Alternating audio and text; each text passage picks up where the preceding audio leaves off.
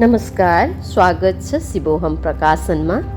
पुस्तकमा रहेका अध्ययन सामग्रीहरूलाई रेकर्ड गरेर श्रव्य सामग्रीमा रूपान्तरण गर्ने क्रममा हामी यसपटक युवाहरूको बाह्य विकास तथा आन्तरिक विकासमा अध्यात्म विज्ञानको भूमिका तथा योगदान कस्तो रहन्छ भन्ने विषयहरू समेटिएको युवा र अध्यात्म पुस्तकलाई श्रृङ्खलाबद्ध रूपमा श्रव्य स्वरूपमा प्रकाशन गर्दैछौँ।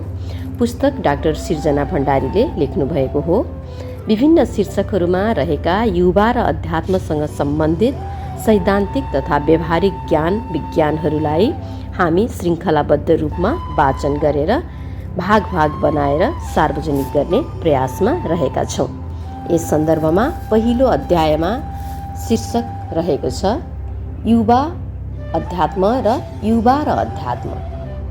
यस शीर्षकको हामी अन्तर्विषयभित्र प्रवेश गर्नु अघि यस आलेखमा के विषयहरू समेटिएका छन् भन्ने सन्दर्भमा हामी जाउँ। प्रमुख विषय यस आलेखभित्र रहेका युवा कस्तो हुनुपर्छ भन्ने सन्दर्भमा विश्वविख्यात स्वामीको प्रेरक प्रसङ्ग। दोस्रो नम्बरमा नयाँ पुस्ताका युवाको बुझाइमा अध्यात्म र अध्यात्मसँगको बढ्दो दूरी। तेस्रो, अध्यात्मले युवाले चाहे अनुसार नै जीवनको विकास गर्न मद्दत गर्दछ। चौथो, युवाहरूलाई बुझाउनु पर्ने अध्यात्मका महत्त्वपूर्ण विषयहरू। पाँचौँ, मानिसको जीवनमा योग ध्यानको उपयोगिता। छैठौँ, युवाहरूलाई अध्यात्म दीक्षित कसरी र कसले गराउने।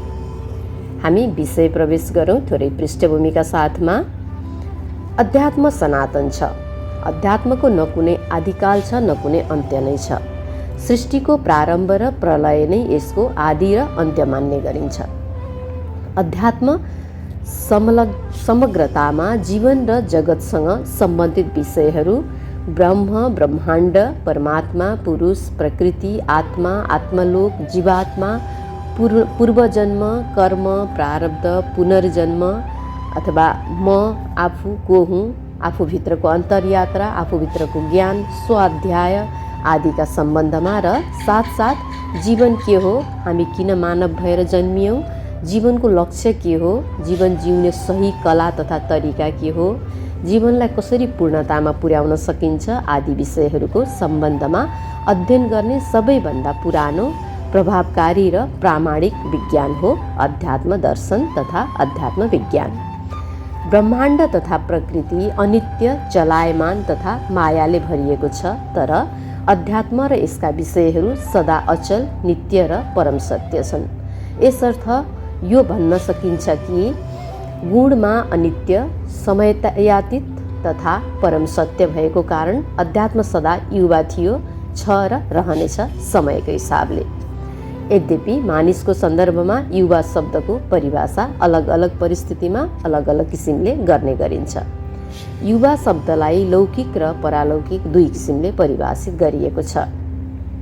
लौकिक अर्थात् भौतिक परिभाषा अन्तर्गत मानिसको शरीरलाई दृश्य वस्तु तथा पदार्थको रूपमा हेरिन्छ र उसको शरीरको आवरण तथा उसको उमेरको अङ्कलाई आधार मानेर 40 वर्ष, खास गरी नेपालको सन्दर्भमा भन्दैछु, 40 वर्षभन्दा कम उमेर भएका र हृष्टपुष्ट शरीर तथा शारीरिक रूपमा सक्रिय तथा बलियो व्यक्तिलाई युवा भनिन्छ।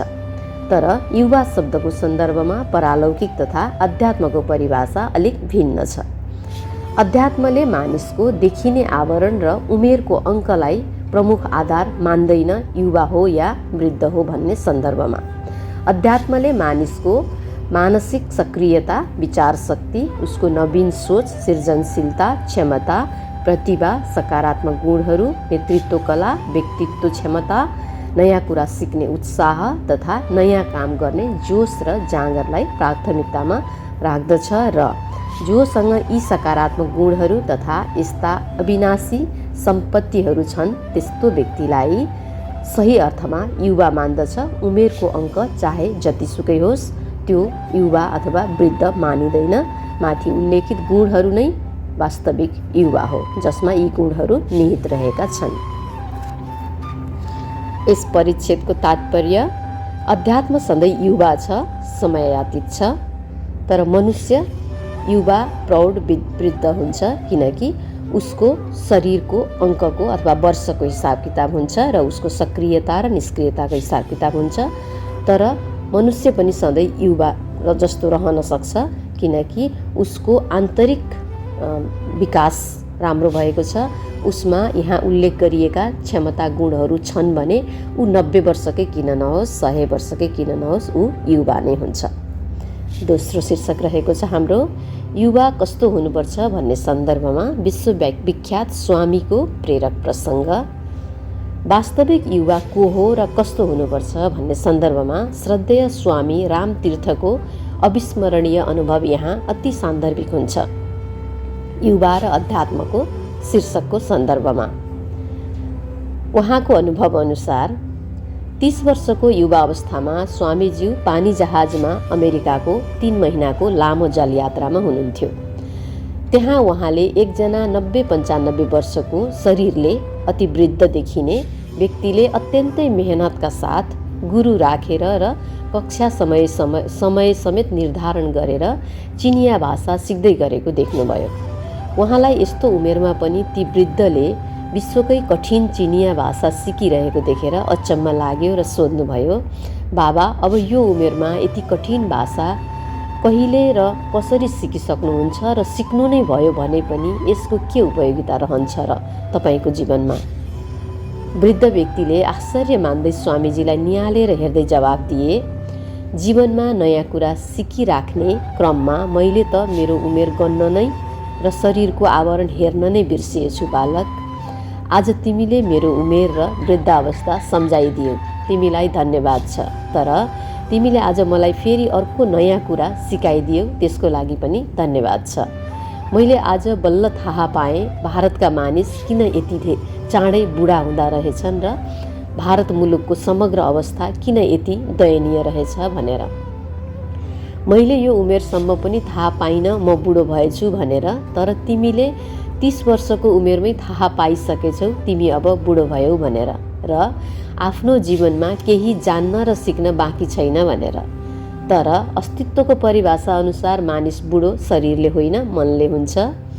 प्रकृतिका पञ्चतत्त्वहरू जल, पृथ्वी, आकाश, वायु, अग्निबाट निर्मित स्थूल शरीर त आयु पुगेपछि हामीबाट छुट्छ र प्रकृतिमै मिल्छ। तर मन र मनका अनुभव तथा सिकाइहरू संस्कारका रूपमा हाम्रो सूक्ष्म शरीरमा तथा आत्मासँगै जान्छन् र तिनै संस्कारहरू अर्को नयाँ जन्ममा उचित समयमा उचित अवसर पाएपछि हाम्रा क्षमता, प्रतिभा तथा सकारात्मक गुणका रूपमा प्रस्फुटित हुन्छन् र हाम्रो नयाँ जीवनलाई सुखी, खुसी, समृद्ध, शान्त, आनन्दित र सफल बनाउन उपयोगी हुन्छन्। तसर्थ अस्तित्वको नियम अनुसार अथवा अध्यात्म दर्शनको सिद्धान्त अनुसार तिमी 30 वर्षको शरीर सक्रिय भएको युवा हौ, तर मानसिकता निष्क्रिय भएको वृद्ध हौ, र म 95 वर्षको शरीर निष्क्रिय जस्तो भएको वृद्ध हुँ, तर मानसिकता सक्रिय भएको युवा हुँ। र मानसिक रूपमा सक्रिय भएकै कारण म यति लामो आयुसम्म पनि स्वस्थ, सहज, जोस र जाँगरले भरिएको जीवन जिरहेको छु। तर तिमीलाई आफू वृद्ध भइसके भन्ने अनुभूति भइसकेछ। वृद्ध बाबाको कुरा सुनेर स्वामी रामतीर्थ झस्किनुभयो र वृद्ध बाबालाई शिर झुकाएर प्रणाम गर्दै हृदयबाट धन्यवाद दिएर उनलाई जीवनमा अति उपयोगी र अमूल्य ज्ञान सिकाउने गुरुको दर्जामा राख्नुभयो र त्यस दिनदेखि आफूलाई पनि मानसिक रूपमा सक्रिय राख्ने सङ्कल्प गर्नुभयो, सधैँभरि अथवा निरन्तर रूपमा।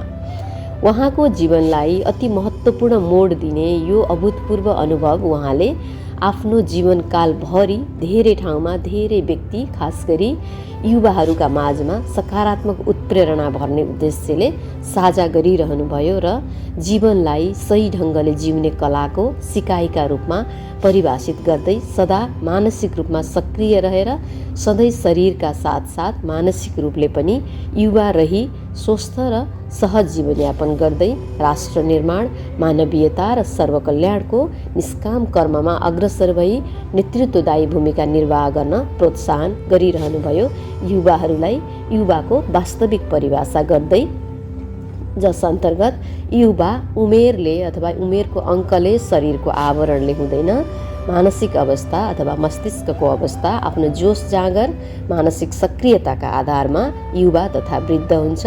उमेर 90 भए पनि मानसिकता सक्रिय छ भने ऊ युवा नै हो। उमेर 30 भए पनि ऊ मानसिक रूपमा सक्रिय छैन, अब मैले जान्ने काम सकियो, अब म सुखी जीवन जिउने हो भन्ने तर्फ सोच्यो भने ऊ वृद्ध हो। अङ्कको यहाँ हिसाब नै छैन, मात्रै मानसिक सक्रियताको हिसाब छ। मानसिक रूपले जो सक्रिय छ त्यो युवा हो, मानसिक रूपले जो निष्क्रिय छ त्यो सानो उमेर भए पनि वृद्ध हो। आध्यात्मिक परिभाषा युवाको सन्दर्भमा यस्तो रहेको छ। यसकारण हामीले युवालाई आध्यात्मसँग जोड्नुपर्छ, किनकि युवालाई नै विकास गर्न युवाहरूकै लागि अध्यात्म दर्शन अथवा अध्यात्म विज्ञान अत्यन्तै महत्त्वपूर्ण छ। युवा नै हो अध्यात्म विज्ञान पनि, किनभने अध्यात्म विज्ञान समयातीत छ, यसलाई समयको पाबन्दी छैन। अध्यात्म विज्ञान सधैँ युवा छ। यसर्थ हामी मनुष्य युवाहरू अध्यात्म विज्ञानसँग एकदम छिटो सामञ्जस्यमा आउन सक्छौँ र आफ्नो बाह्य आन्तरिक विकास गरेर जन्म जन्मका लागि क्षमता, प्रतिभा, सृजनशीलता बढाउन सक्छौँ। यसर्थ सही अर्थमा युवा त्यो हो जो मानसिक रूपले सक्रिय छ, साथसाथ शारीरिक रूपले बलिष्ठ, जोसले भरिएको, जाँगरिलो, साहसी, उत्प्रेरक, नयाँ कामका लागि सदा तत्पर, जोखिम लिन सक्ने, नेतृत्वदायी क्षमता भएको, व्यक्तित्ववान, सधैँ नयाँ कुरा सिक्न तथा जान्न उत्सुक रहने, नवीनतम सोच विचार भएको र सदा सृजनशील रहेको छ। मानिसलाई सधैँ युवा रहिरहन र युवाका गुणहरूले परिपूर्ण भइरहन हाम्रा पुर्खा प्राच्य ऋषिमुनि तथा प्राचीन वैज्ञानिकहरूले हजारौँ वर्ष लगाएर गरेको वैज्ञानिक खोज तथा अनुसन्धानमा आधारित अध्यात्म विज्ञानको महत्त्वपूर्ण विषय योग ध्यान विज्ञानको सही ढङ्गले साधना गरेर मानव शरीरमा सूक्ष्म रूपमा रहेका ऊर्जाका केन्द्र प्रमुख 7 चक्रहरूको दिव्य ऊर्जा जागरण गरी जीवनमा सुखी, खुसी, स्वस्थ, शान्त, आनन्दित र सफल तथा सुफल हुन सकिन्छ। आफैभित्र स्थित दिव्य ऊर्जा जागरण गर्न चक्र विज्ञान, जीवनमा समृद्धि तथा सफलता हासिल गर्न ऐश्वर्य विज्ञान, आत्मज्ञान तथा आत्मबोध हासिल गर्न बोध विज्ञान, आत्मतत्त्वमा स्थित हुन, लय हुन तथा त्यसैमा एकाकार हुन लय विज्ञान, जीवन र जगतको आत्यन्तिक सत्यबारे ब्रह्मज्ञान हासिल गर्न तथा तत्त्वज्ञान हासिल गर्न सत्विज्ञान, आफ्नो आन्तरिक ऊर्जा सञ्चित गरी परमात्माको ऊर्जासँग लय हुन तथा स्थित हुन मौन विज्ञान आदि सबैका लागि उपयोगी, पूर्णतः व्यवहारिक र वैज्ञानिक पद्धतिमा आधारित प्रयोगात्मक अभ्यास गरिने आध्यात्मिक कार्यक्रमहरूको साधनाले मद्दत गर्दछ, सधैँ युवा बनिरहनका लागि। यस किसिमका जीवन र जगत उपयोगी अध्यात्म साधना सनातन मूल्य मान्यतामा आधारित पाठ्यक्रमहरूको माध्यमबाट अध्यात्मका महत्त्वपूर्ण विषयहरूमा ज्ञान प्रदान गर्ने जुनसुकै गुरुकुल तथा योगपीठ अथवा योग ध्यान साधनाका केन्द्रहरूमा गएर सिक्न तथा अभ्यास गर्न सकिन्छ। मानिसको शरीरभित्र सूक्ष्म अवस्थामा रहेका ऊर्जाका केन्द्र 7 चक्रहरू क्रमशः मूलाधार, स्वादिष्ठान, मणिपुर, अनाहत, विशुद्धि, आज्ञा र सहस्रारको जागरण गर्ने साधना चक्र विज्ञान हो। जीवनमा एकपटक चक्रहरूको जागरण गरेपछि चक्रहरूमा सुसुप्त अवस्थामा रहेका मानिसका जन्म जन्मका क्षमता, प्रतिभा, सकारात्मक गुणहरू, सृजनशीलता, नवीनता, रचनात्मकता उसको प्रारब्ध संस्कारका रूपमा चक्रहरूको जागरणसँगै जीवनमा वर्तमान जीवनमा प्रस्फुटित भएर बाहिर आउँछन् तथा देखा पर्छन् र उसको जीवनलाई सुखी, खुसी, समृद्ध, सफल, सुफल, शान्त तथा आनन्दित बनाउँछन्। उसको व्यक्तित्व र नेतृत्वमा विकास हुन्छ। मानिसको शरीरभित्रै सूक्ष्म अवस्थामा रहेका ऊर्जाका प्रमुख केन्द्र 7 चक्रहरू र अध्यात्मका अन्य साधनाहरूले मात्र मानिसको बाहिरी तथा आन्तरिक क्षमताको विकास गर्न सक्दछ सहज ढङ्गले। विश्वमै हालसम्म आधुनिक विज्ञानका कुनै विधा तथा शाखाहरूले मानिसको बाहिरी साथसाथ आन्तरिक दुवै किसिमको विकास एकसाथ गर्न सक्ने त्यस्तो कुनै प्रकारको विधि तथा पद्धति अथवा प्रक्रिया पत्ता लगाउन सकेका छैनन्। त्यसैले हामी सबैले निश्चित भएर अध्यात्म विज्ञानको योग ध्यानका विधिहरूको साधना सिकौँ, इमान्दारीपूर्वक तिनको अनुसरण गरी दैनिक जीवनमा त्यसको अभ्यास गरौँ र जीवनमा सुखी, खुसी, समृद्धि, स्वास्थ्य, सफलता, आरोग्यता, शान्ति, आनन्द हासिल गरी सरल, सहज र पूर्णताले भरिएको आध्यात्मिक जीवन व्यतीत गरौँ। युवा अध्यात्म र युवा व्यक्तिको मानसिक सक्रियता, उसको नवीन सोच, विचार शक्ति, यसलाई फेरि पढौँ। युवा अध्यात्म र युवा व्यक्तिको मानसिक सक्रियता, उसको नवीन सोच, विचार शक्ति, सृजनशीलता, क्षमता, प्रतिभा, सकारात्मक गुणहरू, नवीनता, रचनात्मकता, नेतृत्व कला, व्यक्तित्व कला तथा क्षमता, नयाँ कुरा सिक्ने उत्साह तथा नयाँ काम गर्ने जोस र जाँगर तथा समग्रमा भन्नुपर्दा यी दुई युवाहरूको सम्यक ज्ञान, सम्यक भावना र सम्यक कर्म एकै समन्वयमा ल्याएर मिलाउन सक्ने हो भने एक साथ कदममा कदम मिलाएर अघि बढाउन सक्ने हो भने जीवन र जगतमा सर्वाधिक मानवीय तथा सर्वकल्याणका कार्यहरू गरी युग सान्दर्भिक नवयुग निर्माण गर्न सकिन्छ र सुधार युगको उदय हाम्रै पालामा सम्भव हुन सक्छ यदि हामीले युवा अध्यात्म र युवा व्यक्तिलाई एकसाथ मिलाएर अघि बढ्न सक्यौँ भने।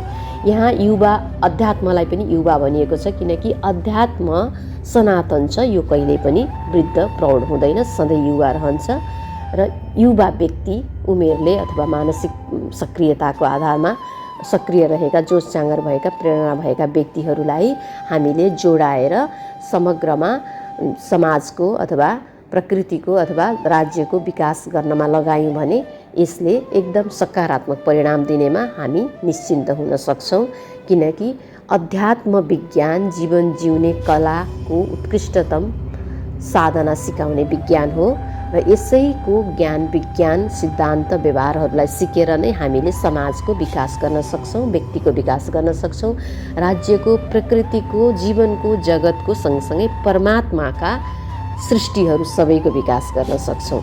तसर्थ अबका नयाँ पुस्ता तथा युवाहरूलाई सनातन अध्यात्म विज्ञानको अमूल्य ज्ञान प्रदान गरेर उनीहरूमा आध्यात्मिक व्यक्तित्व निर्माण गरी उनीहरूलाई युग प्रवर्तक मानव बनाउनु आजको विश्वको अपरिहार्य आवश्यकता हो किनकि युवा र अध्यात्म परिपूरक हुन्।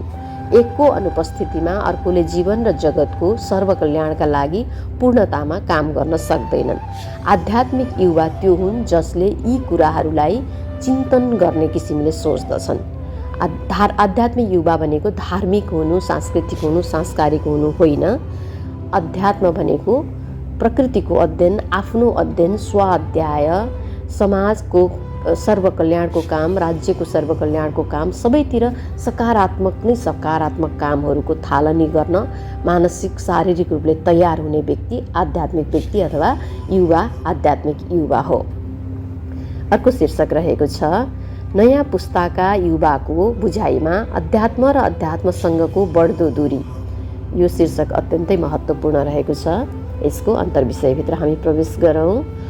वर्तमान समयका नयाँ पुस्ता तथा युवाहरूलाई अध्यात्म साधना गर्नुपर्छ, सत्सङ्ग गर्नुपर्छ, आध्यात्मिक प्रवचन सुन्नुपर्छ, जीवनमा त्यसको अनुसरण गर्नुपर्छ, अध्यात्मले जीवन जिउन सही तरिका तथा कला सिकाउँछ भने उनीहरू नाकमुख बङ्ग्याउँछन्, शरीर बनाउँछन्, आँखा तर्छन् र हाम्रो अध्यात्ममा लाग्ने समय भएको छैन अहिले, यो त काम नभएका निष्क्रिय बुढापाकाहरूको, खास गरी बेरोजगार महिलाहरूले गर्ने अनुत्पादक काम हो, युवाको लागि यो कुनै किसिमले उपयोगी छैन भनेर ठाडो जवाफ फर्काउँछन् र आफ्नो पुरातन सोच हामीमाथि नलाद्नु, हामीलाई स्वतन्त्र भएर हाम्रो उमेर अनुसारको कर्म, अध्ययन तथा लेखपढ गर्ने, सृजनशील काम गर्ने, खाने, खेल्ने, आफ्नै खालका साथीहरू बनाउने, घुम्ने, मनोरञ्जन गर्ने र समय हाम्रै किसिमले व्यतीत गर्न दिनु भनेर धमास दिने शैलीमा पेश आउँछन्। अभिभावकहरूसँग, किनकि यो समय प्रतिस्पर्धाको समय हो, रूढिवादी हुने समय होइन। हामीले प्रतिस्पर्धी हुनका लागि हाम्रै किसिमले हाम्रै युग अथवा समयअनुसार जिउनुपर्छ। हामीलाई पुरानो कुरातिर नहाल्नु भनेर भन्छन्। यो घर घरका सबै अभिभावक र युवाहरूको अनुभव हो। सबै घरमा प्राय युवा र अभिभावक बीच यस्तै खालको संवाद हुने गर्छ। हाम्रो समाजको वर्तमान परिवेशलाई हेर्ने हो भने युवा पुस्ताले अभिभावकहरूलाई यस किसिमको व्यवहार गर्नु तथा जवाफ फर्काउनुमा युवाहरूको दोष पनि खासै मान्न सकिँदैन। मूल कमजोरी हाम्रै हो, किनकि उनीहरूले जन्मदेखि नै आफूले जिएको जीवनभरि अध्यात्म तथा धर्मबारे यस्तै कुराहरू सुनिरहेका छन् र यस्तै अभ्यासहरू भइरहेको देखिरहेका पनि छन् प्रत्यक्ष रूपमा। हामीले हाम्रा युवाहरूलाई अध्यात्म र धर्मको सही ज्ञान दिन तथा बुझाउन नै सकेनौँ, महत्त्व सम्झाउन नै सकेनौँ र यसको सही रस तथा मिठास पिलाउन नै सकेनौँ। अध्यात्म भनेको के हो र धर्म भनेको के हो, संस्कृति भनेको के हो भनेर यी तीनवटा कुरामा हामीले फरक छुट्याइदिएर यिनको फरक काम तथा विशेषता तथा महत्त्व छुट्याइदिन सकेको भए युवाहरूले अभिभावकको कुरा अवश्य सुन्थे। अध्यात्म भन्ने बित्तिकै नाक खुम्च्याउँदैनथे। अध्यात्मलाई धर्म र संस्कार अथवा रूढिवादी अन्धविश्वास आडम्बरसँग जोडेर हेर्दैनथे।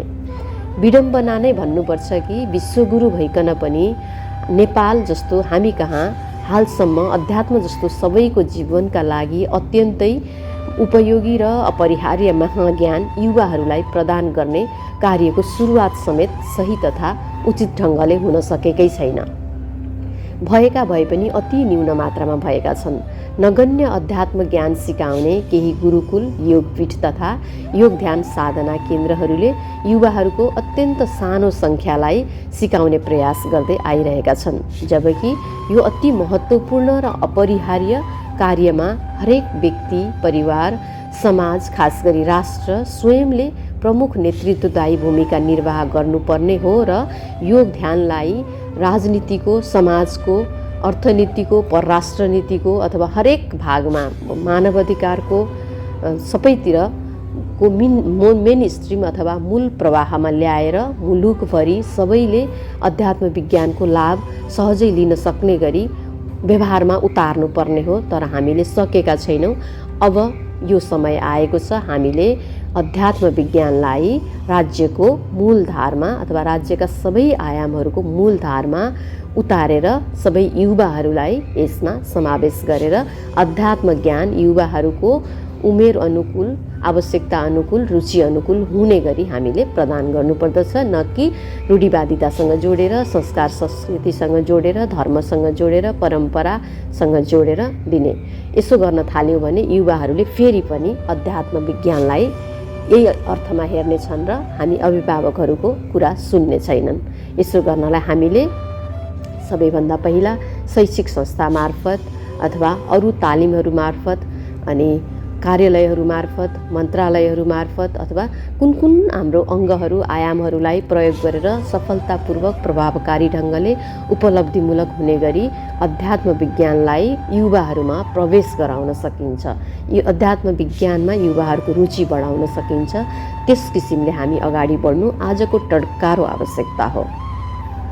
हामीले हाम्रो नयाँ पुस्तालाई सही ढङ्गले अध्यात्म तथा धर्मको ज्ञान प्रदान गर्न नसकेकै कारण वर्तमान समयमा अधिकांश युवाहरू र अझ युवा मात्र नभएर ठुलो सङ्ख्यामा प्रौढहरूले समेत अध्यात्म तथा धर्मलाई राम्ररी बुझेका छैनन् र यसलाई अनुपयोगी, व्यर्थको, कष्ट र समयको बर्बादी भन्ने रूपमा लिने गर्दछन्। यो वर्गको अध्यात्म तथा धर्मप्रति असन्तुष्टिको लिस्ट निकै लामो छ। उनीहरू अध्यात्म तथा धर्मलाई निष्क्रिय हुनु, खानपान त्याग्नु, निश्चित प्रकारको पहिरन, माला तथा टीका धारण गर्नु, मनोरञ्जन साथीसँगी त्याग्नु, मनोरञ्जन त्याग्नु, कर्म तथा उत्तरदायित्व त्याग्नु, विवाह नगर्नु, घर परिवार त्याग्नु तथा घर परिवार नै नबसाउनु, आफ्नो लागि अनुत्पादक समाज सेवामा लाग्नु, आफ्नो लागि केही नकमाउनु, परिवारको अधिकार समेत हनन गरेर दान दिनु, वैरागी हुनु, मौन हुनु, निराशावादी हुनु, अनुत्पादक ठाउँमा सम्पत्ति, समय र ऊर्जा खर्च गर्नु, मूर्ति पुज्नु, मन्दिर तीर्थ धाउनु, व्रत बसेर व्यर्थमा शरीर गलाउनु, समय खर्च गर्नु, भाग्यवादी हुनु, आशीर्वाद प्रथामा जिउनु, अन्धभक्त हुनु, मन्त्र जप्नु, साधु वेश धारण गर्नु, पूजा पाठ तीर्थ व्रत कर्मकाण्ड गर्नु, गुरु तथा शास्त्रमा अड्किएका पुरोहितहरूमा निर्भर रहनु, वस्तु विषय तथा कामको सही अर्थ मतलब तथा वैज्ञानिकता नखोज्नु, तार्किकता नखोज्नु, पुराना शास्त्र रटेर बस्नु, मेरो गुरु तेरो गुरु, मेरो भगवान तेरो भगवान, मेरो धर्म तेरो धर्म, मेरो सम्प्रदाय तेरो सम्प्रदाय आदि जस्ता बेतुकका बहस गर्नु, चर्को बोल्नु तथा झगडा गरेर बस्नु, गुरु भक्ति र भगवान भक्तिमा लम्पसार पर्नु, धर्मको कुरै नबुझी निश्चित सम्प्रदाय तथा गुरु भनिने व्यक्तिको अनुयायी बन्नु, अर्को धर्म सम्प्रदाय तथा गुरुको विरोध गर्नु, संस्कारवाद कर्मकाण्डवाद गुरु पुरोहितवाद उच नीच ठुलो सानो छोई छाई तथा बाराबार जात जाति कर्मवाद स्वर्ग नर्कको अन्धविश्वास ब्राह्मणवाद धर्मवाद निश्चित किसिमको मत तथा विचारवाद भगवानवाद लिङ्ग विभेद लैङ्गिक विभेद जाति विभेद वर्ग विभेद ज्ञानीको अनौठो सोपान समाजवाद संस्कृतिवाद पुरुषवाद नारीवाद परम्परावाद अर्थात् समग्रमा सबैलाई ढोङवादका रूपमा युवाहरूले परिभाषित गर्ने गर्दछन्। अध्यात्म विज्ञानलाई अहिलेको परिप्रेक्ष्यमा थोरैले मात्रै बुझेका छन्। अध्यात्म जीवन रूपान्तरण गर्ने विषय हो। आन्तरिक रूपमा रूपान्तरण हुन्छ अनि त्यसपछि बाहिरी रूपमा रूपान्तरण हुन्छ, जसले सांसारिक विकास अथवा सांसारिक पीडाहरूबाट दुःखहरूबाट मुक्ति र पारमार्थिक रूपमा मोक्ष मिल्छ भन्ने कुरो थोरै युवाहरूले जानेका छन्। किनकि हामी अभिभावकहरूले हामी जिम्मेदार वर्गहरूले हाम्रा पछिल्ला पुस्ता युवाहरूलाई अध्यात्म ज्ञानको मूल सिद्धान्त मूल रस मूल विषय राम्रोसँग बुझाउन तथा सिकाउन सकेकै छैनौँ। यो हाम्रो गल्ती हो। हामीले स्वीकार गर्नुपर्छ र सुधार हुने किसिमले अगाडि बढ्नुपर्छ। यसको अर्को कुनै विकल्प छँदै छैन। युवाहरूलाई अध्यात्मको धारमा ल्याउन आध्यात्मिक बनाउन अध्यात्ममा उनीहरूमा आध्यात्मिक विकास गर्न।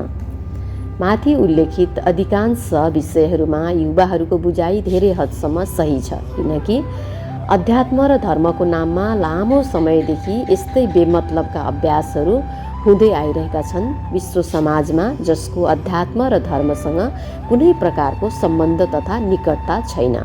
यी विषयहरू मानिसले लामो समयदेखि मान्दै आएका परम्परागत संस्कृति तथा संस्कारहरू मात्र हुन्, अर्थात् जीवनका बाहिरी प्रक्रियाहरू हुन् जो निश्चित भूगोलमा बस्ने निश्चित समाज समुदाय तथा सम्प्रदायहरूले तत्कालीन आवश्यकता तथा परिस्थिति अनुसार मान्दै आएका रीतिरिवाज तथा चलिआएको चलनहरू हुन् जो एक अर्को सम्प्रदायसँग मेल खाँदैनन्, विरोधी पनि छन् कतिपय सन्दर्भमा त। तर अध्यात्म विज्ञान तथा धर्म विज्ञानमा यस्तो फरक पनि हुँदैन। यसको अभ्यास र परिणाम तथा अनुभव सबैका लागि एकै किसिमको हुने गर्दछ। किनकि यो विज्ञान हो। विज्ञानमा जसले प्रयास गरे पनि जसरी प्रयोग गरे पनि जसरी त्यसलाई आफूमा अनुसरण गरे पनि परिणाम एकै प्रकारको आउँछ। ढिलो चाँडो आउला तर एकै प्रकारको आउँछ। उल्लेखित अधिकांश विषयहरूमा अध्यात्म विज्ञान तथा धर्म विज्ञानको कुनै किसिमको प्रत्यक्ष तथा अप्रत्यक्ष सम्बन्ध छैन। तर केही विषयहरू पूजापाठ व्रत तीर्थ कर्मकाण्ड धर्म कर्मको फरक प्रकारले सम्बन्ध तथा सरोकार भने रहेको छ। किनकि यी विषयहरू मानिसको बाहिरी जीवन र आन्तरिक जीवनसँग प्रत्यक्ष तथा अप्रत्यक्ष रूपमा सम्बन्ध राख्दछन् र अध्यात्मको मूल विषय मानिसको आन्तरिक जीवनको विकाससँग सम्बन्धित रहेका छन्। छोटकरीमा भन्नुपर्दा अध्यात्म साधना आफैतिर फर्कने तथा आफूभित्रको अन्तर्यात्रा गरी आन्तरिक विकासका साथसाथ बाहिरी विकास गरी पूर्णताले फरिएको आध्यात्मिक जीवन जिउन सिकाउने कला तथा साधनाको विधि तथा पद्धति हो। अध्यात्म विज्ञान विराट विधा हो। यी विषयहरू अध्यात्मको अर्को पाटो अन्तर्गत पर्छन्। पूजापाठ व्रत तीर्थहरू जुन विशेष प्रकारका मानिसहरूका लागि प्राचीन वैज्ञानिक ऋषिमुनिहरूले मानिसको जीवनको विज्ञानमा आधारित रहेर गहन खोज तथा अनुसन्धान गरी तय गरिएका अधिकांशतः साङ्केतिक व्यवस्थाहरू हुन् ताकि हरेक मानिसले आफ्नो जीवनमा मानिस भएर जन्मनुको प्रमुख उद्देश्य जीवनबाट दुःखहरूको निवृत्ति र परमानन्दको प्राप्ति गर्न सकुन् र पूर्णताले भरिएको सुखी खुसी समृद्ध सफल शान्त र आनन्दित भएर आध्यात्मिक जीवन जिउन सकुन् भनेर। अध्यात्म विज्ञान योग ध्यान साधनाको विज्ञान भएकोले अध्यात्मले फरक फरक प्रकृति भएका मानिसहरूका लागि आफ्नो जीवनमा दुःखबाट निवृत्ति हुन र आनन्द प्राप्त गर्न फरक फरक प्रकारकै योग ध्यान साधनाका मार्ग तथा विधिहरू तय गरिदिएको छ, जसलाई हामी छोटकरीमा भन्न सक्छौँ ज्ञान मार्ग, भक्ति मार्ग, कर्म मार्ग, जुन भगवद् गीतामा उल्लेख गरिएको छ। अध्यात्म साधनाका लागि मुख्य रूपमा 7 प्रकारका योगका मार्गहरू बताइएको छ। निम्नानुसार रहेका छन् योगका मार्गहरू: कर्मयोग, तन्त्र योग, हठ योग, भक्ति योग, ज्ञान योग, ध्यान योग, सांख्य योग तथा यी सबैको प्राप्तिको अन्तिममा आउने राजयोग। पूजा पाठ व्रत तीर्थ कर्मकाण्ड धर्म कर्म गर्न रुचाउने मानिसहरूले भक्ति योगका वैज्ञानिक विधिहरूको अनुसरण गर्न सक्दछन्। भक्ति योगका विधिहरूले भक्त स्वभाव भएका मानिसहरूलाई पूजापाठ व्रत तीर्थ कर्मकाण्ड धर्म कर्मकै माध्यमबाट जीवनमा दुःखहरूको निवृत्ति र परमानन्द प्राप्ति गर्ने विधि तथा ज्ञान सिकाउँछन् र पूजापाठ व्रत तीर्थ कर्मकाण्ड धर्म कर्म गर्दा पालन गरिने आचरणहरू आफ्नो वरपर तथा शरीरको सरसफाइ, शुद्ध ताजा औषधीय महत्त्व भएका वस्तुहरूको प्रयोग, जल आहार, फल आहार, शाकाहार, व्रत, केही समयका लागि भए पनि सकारात्मक सोच, सदाचार, सद्व्यवहार, ईश्वरप्रति अथवा प्रकृति अर्थात् अस्तित्वप्रति आस्थावान, पितृप्रति कृतज्ञता भाव तथा धन्यता भाव, यम तथा नियमको पालना गर्ने तथा गराइने हुनाले यही प्रक्रियाले मानिसमा सकारात्मक गुणको विकास गरी उसलाई आफूतिर फर्काई आफैभित्रको अन्तर्यात्रामा पुर्याई ऊ भित्र रहेको दिव्य ऊर्जाको जागरण गराई उसलाई अहङ्कारबाट ओमकारसम्म पुग्न मद्दत गर्दछ र उसको आन्तरिक विकास हुन्छ। जो व्यक्तिको आन्तरिक विकास हुन्छ उसको बाह्य विकास निश्चित रूपमा हुन्छ नै हुन्छ। योगका अन्य प्रकारका कर्मयोग, तन्त्र योग, हठ योग, ज्ञान योग, ध्यान योग, सांख्य योग तथा राजयोगका पनि आफ्नै प्रकारका वैज्ञानिक विधिहरू रहेका छन्, जसको अनुसरण गर्नाले मानिस बिस्तारै अहङ्कारबाट ओमकार तथा परमात्मामा स्थित हुन सफल हुन्छ।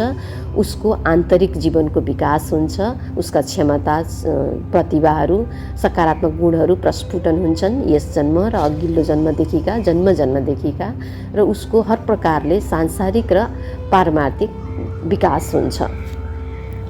भक्ति योगको जस्तै उद्देश्य मनुष्यको आन्तरिक तथा बाह्य विकास गराउनलाई ज्ञान योगको पनि रहेको छ, ध्यान योगको पनि रहेको छ, तन्त्र योगको पनि रहेको छ, हठ योगको पनि रहेको छ। यी सबैका अन्तर्वस्तुहरू आफ्ना प्रकारका छन्। जसले जुन योगमा आफूलाई फिट भएको भन्ठान्छ उसले त्यही अनुसारले त्यसको अनुसरण गरेर आफ्नो आन्तरिक र बाह्य विकास गर्न सक्दछ। यी ज्ञानहरू, यी पाठहरू, यी सैद्धान्तिक तथा व्यावहारिक ज्ञान विज्ञानहरू युवाहरूलाई हामीले सिकाउनु अत्यन्तै आवश्यक हुन्छ। खास गरिकन यी 7 प्रकारका योगहरू जुन अध्यात्म विज्ञानका प्रमुख विषय हुन्, योग साधना तथा ध्यान साधना अन्तर्गत पर्दछन्। यो युवाहरूलाई हामीले उनीहरूले बुझ्ने भाषामा बुझ्ने किसिमले बुझाउने गरी सिकायौँ भने युवाहरूलाई हामीले अध्यात्ममा आकर्षित गर्न सक्छौँ र युवा र अध्यात्मलाई एकै मार्गमा हिँडाएर व्यक्तित्वको विकास, परिवार, समाज, राज्य, प्रकृति, जीवन जगतको विकास गर्न सक्दछौँ। यसकारण हामी सबैले बुझ्नुपर्ने र बुझाउनु पर्ने कुरा खास गरी युवाहरूलाई अध्यात्म विज्ञानका सबै योग मार्गहरू सबै व्यक्तिहरूका लागि बनाइएका होइनन्। विशेष गरी युवाहरूको अध्यात्म साधनाका लागि ज्ञान योग र राजयोग सबैभन्दा उपयुक्त मार्ग मानिन्छ। ज्ञान योगमा राजयोग भन्नाले अष्टाङ्ग योगलाई हामी मान्दछौँ, पतञ्जलि योगलाई, किनकि स्वामी विवेकानन्दले अष्टाङ्ग योगलाई अथवा पतञ्जलि योगलाई नै राजयोग भनेर व्याख्या गर्नुभएको छ आफ्ना पुस्तकहरूमा। ज्ञान योगमा खास गरी अध्यात्मका प्रमुख शास्त्रहरू श्रीमद् भगवद् गीता, उपनिषद, ब्रह्मसूत्र, प्रस्थानत्रयी पनि भनिन्छ, यिनीहरूको श्रवण, अध्ययन, ज्ञानको आर्जन, मनन अर्थात् ज्ञानको चिन्तन र निधिध्यासन अर्थात् ज्ञानको उपयोग गरेर अध्यात्मको अन्तर्य तथा मूल ज्ञान बुझ्ने तथा अनुभूति गर्ने प्रयास गरिन्छ तथा गराइन्छ। युवाहरूका लागि ज्ञान योगभन्दा पनि अझ सहज मार्ग साङ्ख्य योग तथा पतञ्जलि योग, अष्टाङ्ग योग विशेष किसिमले प्रभावकारी मानिन्छ। पतञ्जलि योग अर्थात् अष्टाङ्ग योग क्रियात्मक तथा सक्रिय विधि भएको र यसले धेर थोर सबै योगका विधिहरूलाई समेट्ने हुनाले यो युवा लगायत सबै किसिमका मानिसहरूका लागि उत्तिकै प्रभावकारी र उपयुक्त मानिन्छ। पतञ्जलि योगका रूपमा लोकप्रिय योग राजयोग तथा अष्टाङ्ग योग विश्वभरि नै सर्वाधिक लोकप्रिय र सबैभन्दा बढी अभ्यास गरिने योग ध्यान साधनाको विधि बन्दै आइरहेको छ। वर्तमान समयमा अनुमानित सन् 200 BC-मा महर्षि पतञ्जलिले छरिएर रहेका योगका विशिष्ट विधिहरूलाई सङ्कलन तथा एकबद्ध गरी व्यवस्थित ढङ्गले सूत्रबद्ध गर्नुभएको ग्रन्थ पतञ्जलि योग सूत्र महत्त्वपूर्ण तथा प्रभावकारी विगत र वर्तमानमा विश्वभरि नै सर्वाधिक प्रयोगमा ल्याइएको राजयोगका तथा अष्टाङ्ग योगका विधिहरूबारे विस्तृतमा व्याख्या गरिएको, सबैका लागि बुझ्न, बुझाउन र प्रयोगमा ल्याउन सहज योग प्रदीपिका हो। महर्षि पतञ्जलिले योग सूत्रमा योगलाई मानिसको जीवनमा योगका विधिहरू अनुसरण गर्न र सहज होस् भन्ने उद्देश्यले बहिरङ्ग र अन्तरङ्ग गरी अष्टाङ्ग योगलाई 8 चरणमा विभाजन गरी चरणबद्ध गर्नुभएको छ। 1 देखि 5 सम्मको अङ्गहरूलाई तथा चरणलाई बहिरङ्ग योग भनिन्छ र 6 देखि 8 सम्मको अङ्गहरूलाई तथा चरणहरूलाई अन्तरङ्ग योग भनिन्छ। हामी अष्टाङ्ग योगका 8 वटा चरणहरूमा प्रवेश गरौँ। यम आफूले संसारप्रति गर्नुपर्ने कर्म तथा व्यवहारहरू अर्थात् सामाजिक अनुशासन। यम 5 प्रकारका रहेका छन्: अहिंसा, सत्य, अस्तेय, ब्रह्मचर्य र अपरिग्रह। नियम आफूले आफैप्रति गर्नुपर्ने कर्म तथा व्यवहार अर्थात् आत्मअनुशासन। नियम 5 प्रकारका रहेका छन्: शौच, सन्तोष, तप, स्वाध्याय र ईश्वर प्रणिधान। आसन अर्थात् योगासन, शरीरको व्यायाम गर्ने अभ्यासहरू।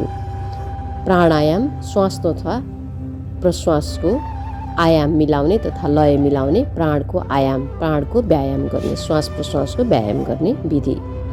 प्रत्याहार, इन्द्रियहरूको संयमता तथा वितरागको अवस्था अर्थात् हाम्रो 5 ज्ञान इन्द्रिय, 5 कर्म इन्द्रिय र एउटा मनको नियमन तथा नियन्त्रण गर्ने, इन्द्रिय निग्रह गर्ने विधि। धारणा, एकाग्र हुने, सकारात्मक तथ्य, कथ्य तथा सत्यसँग सम्बन्धित विषयहरूसँग एकाग्र भएर बस्ने एउटै विषयमा, सबै सकारात्मक विषयहरूमा। ध्यान, विषयप्रति एकाग्र तथा स्थिर मन भएर धारणामा मग्न भएपछि अवस्थित हुने एउटा अलौकिक स्थिति अवस्था ध्यान। र समाधि, शून्य अवस्था, अमनी अवस्था तथा मनमा विचार नभएको अवस्था। ध्यान गहिरिँदै गएपछि समाधिको अवस्था घटित हुन्छ र समाधिको अवस्थामा हामीलाई अथवा साधकलाई विभिन्न परालौकिक विषयहरू तथा चमत्कारिक रहस्यमय दिव्य विषयहरू जो भौतिक संसारमा देखिँदैनन्, छैनन्, पत्याउन सकिँदैन, तर समाधिको अवस्थामा परालौकिक विषयहरू साधकको अनुभवमा आउँछ। आफ्नो पूर्वजन्महरू देख्ने, गुरुहरू पितृहरू देख्ने, भगवानहरू देख्ने, भगवानहरूसँग दोहोरो संवाद हुने, ग्रह तारा नक्षत्रसँग संवाद हुने अथवा वनस्पति प्राणी पदार्थहरूसँग संवाद हुने, आफ्नो एस्ट्रल ट्राभल गर्ने, शरीर यहीँ छोडेर आत्मा अथवा चेतना आकाशमा ब्रह्माण्डमा सैर गर्ने प्रकारका अनुभूतिहरू समाधिमा हुन्छ। र योग साधनामा सबैभन्दा माथिल्लो बिन्दु नै समाधि हो। समाधिमै स्वर्ग, वैकुण्ठ, मोक्ष, मुक्ति आदि सबै प्राप्त हुने अवस्था समाधि हो। अष्टाङ्ग योगका बहिरङ्ग अघिल्ला 5 चरण र अन्तरङ्ग पछिल्ला 3 चरण गरी 8 चरणका विधिहरूको इमान्दारीपूर्वक अनुसरण गरेर युवा लगायत सबै साधकहरूले उचित अवसरको अभावमा आफूभित्र दबेर रहेका जन्मजन्मका क्षमता, प्रतिभा तथा सकारात्मक गुणहरू, सृजनशीलता, रचनात्मकता, नवीनता आदि प्रस्फुटन गरेर जीवनमा सुख, खुसी, समृद्धि, सफलता, शान्ति तथा आनन्द प्राप्त गरी आध्यात्मिक जीवन जिउन सक्छन्। सांसारिक र पारमार्थिक दुवै किसिमले आफ्नो जीवनलाई व्यवस्थित गर्न सक्छन्। आरोग्यता हासिल हुन्छ, समग्र क्षेत्र नै उसको एकदमै व्यवस्थित हुन्छ। योग साधना तथा अध्यात्म साधना तथा अध्यात्म विज्ञान, अध्यात्म दर्शनसँग यो क्षमता तथा यो गुण रहेको हुन्छ। यसकारण हामी सबैले, खास गरी युवाले अध्यात्म विज्ञानलाई, अध्यात्म दर्शनलाई आफ्नो जीवनमा अनिवार्य रूपमा अनुसरण गर्नुपर्छ। उनीहरूलाई अध्यात्म विज्ञानका विधिहरू तथा सिद्धान्त अथवा सैद्धान्तिक तथा व्यवहारिक ज्ञान विज्ञानहरू अनुसरण गर्न हामी अभिभावक तथा अघिल्लो पुस्ताले उनीहरूले बुझ्ने गरी उनीहरूको भाषामा उनीहरूले अनुसरण गर्न सक्ने किसिमले अथवा पत्याउन जान्न सक्ने किसिमले हामीले सिकाउनुपर्छ। तब मात्रै हामी युवामा अध्यात्मलाई लान सक्छौँ तथा अध्यात्ममा युवालाई ल्याउन सक्छौँ तथा युवाको अन्तर्हृदयमा, मनमा, मस्तिष्कमा, मुटुमा अध्यात्मप्रति जागरुकता जगाउन तथा अध्यात्म काम लाग्ने कुरा हो भन्ने खालको सन्देश दिन सक्छौँ। अन्यथा यो काम मुस्किल नै हुन्छ। अर्को शीर्षक रहेको छ, अध्यात्मले युवाले चाहे अनुसार नै जीवनको विकास गर्न मद्दत गर्दछ। युवाहरूले अध्यात्मको विरोध गरेको तथा अध्यात्मप्रति रुचि नदेखाएको यसको महत्त्व नबुझेर हो। हामीले उनीहरूलाई महत्त्व नबुझाएर हो। युवाहरूले अध्यात्मको वास्तविक महत्त्व, मिठास, सुवास नबुझेका तथा हामीले उनीहरूलाई राम्ररी सम्झाउन, बुझाउन नसकिएको कारण युवा र अध्यात्मबीच दूरी बढ्दै गएको आजको यस्तो जटिल तथा असहज परिस्थितिमा अब ढिलो नगरिकन दूरी कम गर्ने प्रक्रियाहरू अपनाउनु अपरिहार्य भएको छ। युवाहरूलाई अध्यात्मको वास्तविक महत्त्व सही किसिमले बुझाउन सकेको खण्डमा उनीहरूले अध्यात्म साधनाका वैज्ञानिक विधिहरूलाई अवश्य अनुसरण गर्नेछन् र सहस्र स्वीकार गर्नेछन्। उनीहरूलाई कसरी अध्यात्मको महत्त्व र साधनाका वैज्ञानिक विधिहरू सिकाउने तथा बुझाउने भन्नेबारे प्रभावकारी कार्ययोजना तथा कार्यनीति बनाएर अघि बढ्नु आवश्यक हुन्छ। सिकाइमा प्रभावकारिता ल्याउने दृष्टिकोणले यसका लागि सकेसम्म समय सान्दर्भिक ज्ञान तथा विषयहरू समावेश गर्न सक्ने क्षमता तथा दक्षता भएका युवा प्रशिक्षकहरू नै तयार गर्नु सबैभन्दा प्रभावकारी हुन्छ र उमेर अनुसार अथवा तह अनुसार अथवा वर्ग अनुसार, किनभने हरेक मनुष्यको क्षमता, उमेर, समूह, लिङ्ग अनि जात जाति, संस्कृति, संस्कार फरक हुन्छ। त्यही फरक कुराहरूलाई नै हामीले अध्ययन अनुसन्धान गरेर त्यहाँबाट तथ्याङ्क लिएर कुन प्रकारको अवस्थाका व्यक्तिहरूलाई अथवा युवाहरूलाई कस्तो प्रकारको अथवा तरिकाले हामीले सिकाउन सक्छौँ भन्ने खालका त्यही प्रकारका प्रभावकारी विधिहरू बनाएर हामी स्कुल तहमा, कलेज तहमा, विश्वविद्यालय तहमा, कार्यालय तहमा अथवा कम्पनी, व्यवसाय, पेसा तहहरूमा गएर अथवा अस्पतालमा, टुरिस्ट सेक्टरमा, टुरिज्म सेक्टरमा अथवा पर्यटनका गतिविधिहरूमा सबैतिर गएर त्यहाँ काम लाग्ने किसिमका कार्यक्रमहरू बनाउँदै लगेर हामीले सबै व्यक्तिहरूमा, खास गरी युवाहरूमा अध्यात्मको रस छिराउनुपर्छ। तब मात्रै युवालाई अध्यात्ममा आकर्षित गर्न सकिन्छ। अध्यात्ममा अन्त कहीँ नभएको सबैभन्दा विराट स्वतन्त्रता छ। यसले बिना सरोकार माथि उल्लेखित कुनै पनि परम्परा, रीतिथिति, चालचलन तथा विकृतिहरूलाई अनुसरण गर वा नगर भन्दैन। सरोकार राख्नेहरूलाई चाहिँ नगर र आफ्नो ज्ञान, प्रज्ञा, विवेकको उचित प्रयोग गरी आफ्नो लागि ठिक बेठिक छुट्याऊ। आफूलाई उपयुक्त हुने साधना विधि छनौट गरी आफ्नो जीवनमा सकारात्मक परिवर्तन ल्याउने गरी ती विधिहरूको इमान्दारीपूर्वक अनुसरण गर भन्छ। अध्यात्ममा अत्यधिक स्वतन्त्रता भएकै कारण मानिसले आफूलाई जसो जसो मन लाग्छ त्यसै त्यसै गरी परिभाषा र अनुसरण गरेर अध्यात्मलाई दूषित पारिदिए। तर अब त्यसो हुन दिनु हुँदैन र युवाहरूलाई अध्यात्मको सही मतलब यसको महत्त्व तथा प्रमुख उद्देश्य बुझाएर संयमतापूर्वक अगाडि बढाउनु पर्दछ कि अध्यात्म भनेको धर्म, संस्कृति, रूढिवादिता, अन्धविश्वास होइन। यो मनुष्यको आन्तरिक विकास, आन्तरिक क्षमताको विकास गर्ने साधना विधि हो, साधना पद्धति हो। यसलाई अनुसरण गरेपछि मनुष्यको सांसारिक जीवन र पारमार्थिक जीवन दुवैको विकास हुन्छ भन्ने किसिमले हामीले उनीहरूलाई अध्यात्मको रस उनीहरूको मन मस्तिष्कमा प्रवेश गराउनुपर्छ। यसका लागि सर्वप्रथम हामीले युवाहरूलाई अध्यात्मको वास्तविक अर्थ तथा परिभाषा उनीहरूले बुझ्ने भाषा शैलीमा मसिनो र गहिरोसँग सम्झाउनु तथा बुझाउनुपर्छ। उनीहरूका जिज्ञासाहरूको, सवालहरूको जवाफ दिँदै दिँदै मसिनोसँग बुझ्यौ बुझेनौ, यस्तो भनेको के हो, उस्तो भनेको के हो भनेर उनीहरूले बुझ्ने भाषामा उनीहरूको उमेर अनुसार, अवस्था अनुसार, परिस्थिति अनुसार बुझाउनुपर्छ।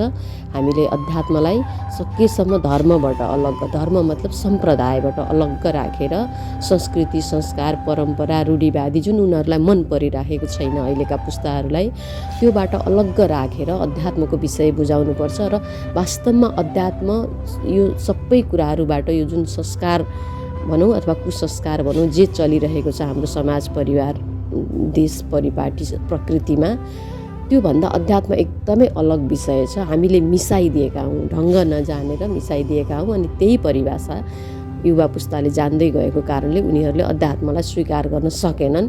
तर हामीले अध्यात्म अलग विषय हो भनेर बुझाउन सक्यौँ भने उनीहरूले स्वीकार गर्छन्।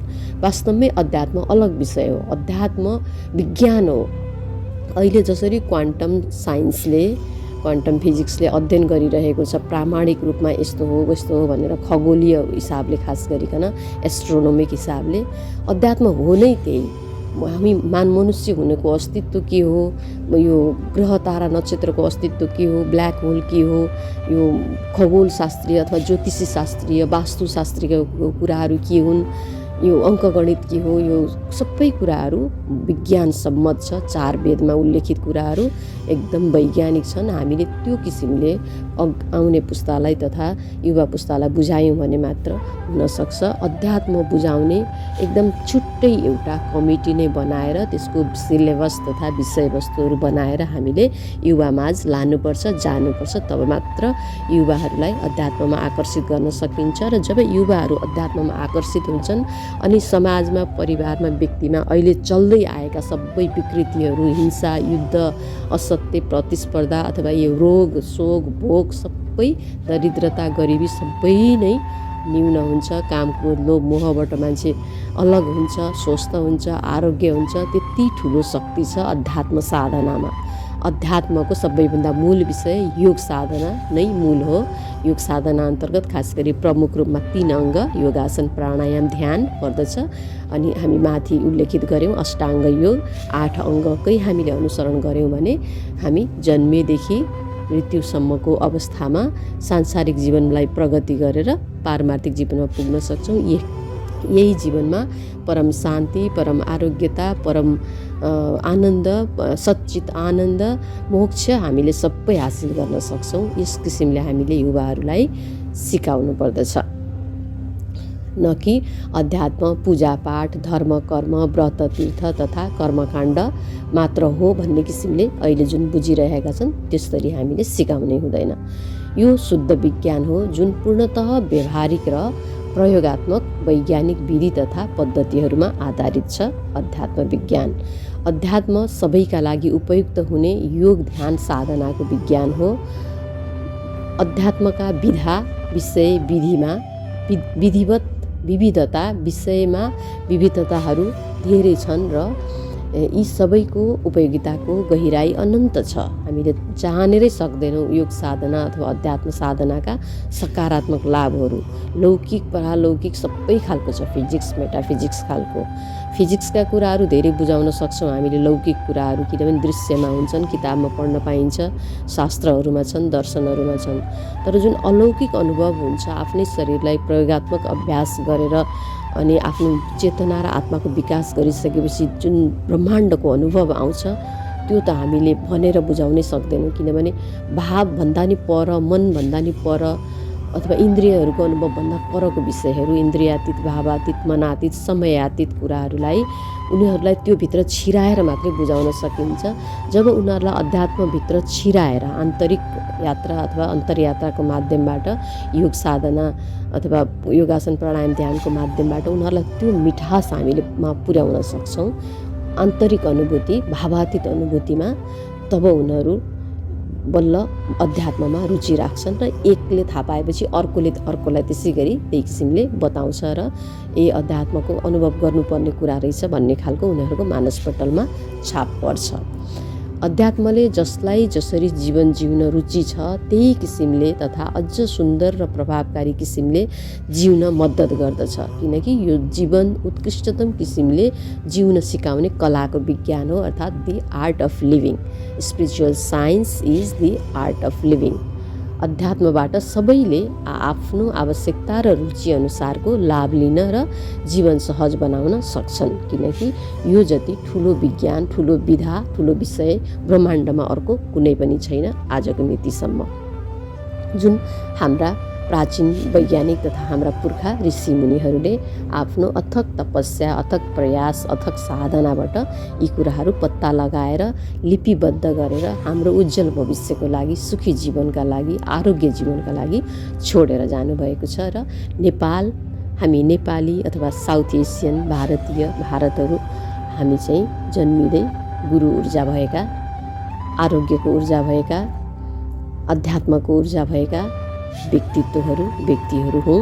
हामीलाई धेरै मेहनत पनि गर्नु पर्दैन अध्यात्मका बारेमा कुरा बुझाउन हाम्रा युवाहरूलाई, किनभने उनीहरूको डिएनएमै छ, रगतमै छ, जिनमै छ अध्यात्मका विषयहरू। किनकि हामी ऋषिमुनिका सन्तान हौँ। ऋषिमुनिहरूले खोज्नु भएको ज्ञान हो यो अध्यात्म ज्ञान, ब्रह्माण्डको ज्ञान, ब्रह्माण्डको परम सत्य, अन्तिम स्रोत अथवा ब्रह्माण्डको मूल स्रोत के हो भन्ने कुरा जुन हामीभित्रै छ। त्यो कुरा चाहिँ हामीलाई थोरै प्रयत्न गर्ने बित्तिकै, थोरै लगानीमा, थोरै समयमा हामीले अध्यात्मलाई आफैभित्र अनुभव गर्न सक्छौँ तुरुन्तै। तर मन लगाएर गर्नु चाहिँ आवश्यक हुन्छ। अध्यात्म विराट विज्ञान हो। यस अन्तर्गत मानवको जीवनमा पूर्णतः हासिल गर्न आवश्यक पर्ने सबै विषयहरूको वैज्ञानिक तवरबाट अध्यापन गराइन्छ। युवाहरूलाई अध्यात्ममा आकर्षित गर्न उनीहरूले रुचाउने किसिमले सहज तथा सरल सत्सङ्ग गर्नुपर्दछ र जीवन के हो, जीवनको मूल लक्ष्य तथा उद्देश्य के हो, साथसाथ जगत के हो आदिबारे राम्ररी बुझाउनु पर्दछ प्रारम्भिक चरणदेखि नै। अध्यात्म विज्ञानका विषयहरूलाई वर्तमान समयमा युवाहरू अभ्यस्त भएका आधुनिक विज्ञानका महत्त्वपूर्ण उपलब्धिहरू, प्रविधि, सूचना तथा मनोविज्ञानका सिद्धान्त र सूत्रहरूसँग जोड्दै अथवा तादात्म्य गर्दै यी विषयहरूबारे प्रष्ट पार्ने प्रयास गर्नुपर्दछ। खास गरिकन मनोविज्ञानको विषयसँग जोड्यौँ भने हामीले युवा पुस्तालाई अध्यात्मबारे बुझाउन सक्छौँ, किनभने अध्यात्मले पनि मनुष्यको चेतना, भावना, बुद्धि, मनको विकास, आत्माको विकासको कुरा एकदम गहिरोसँग गरेको छ।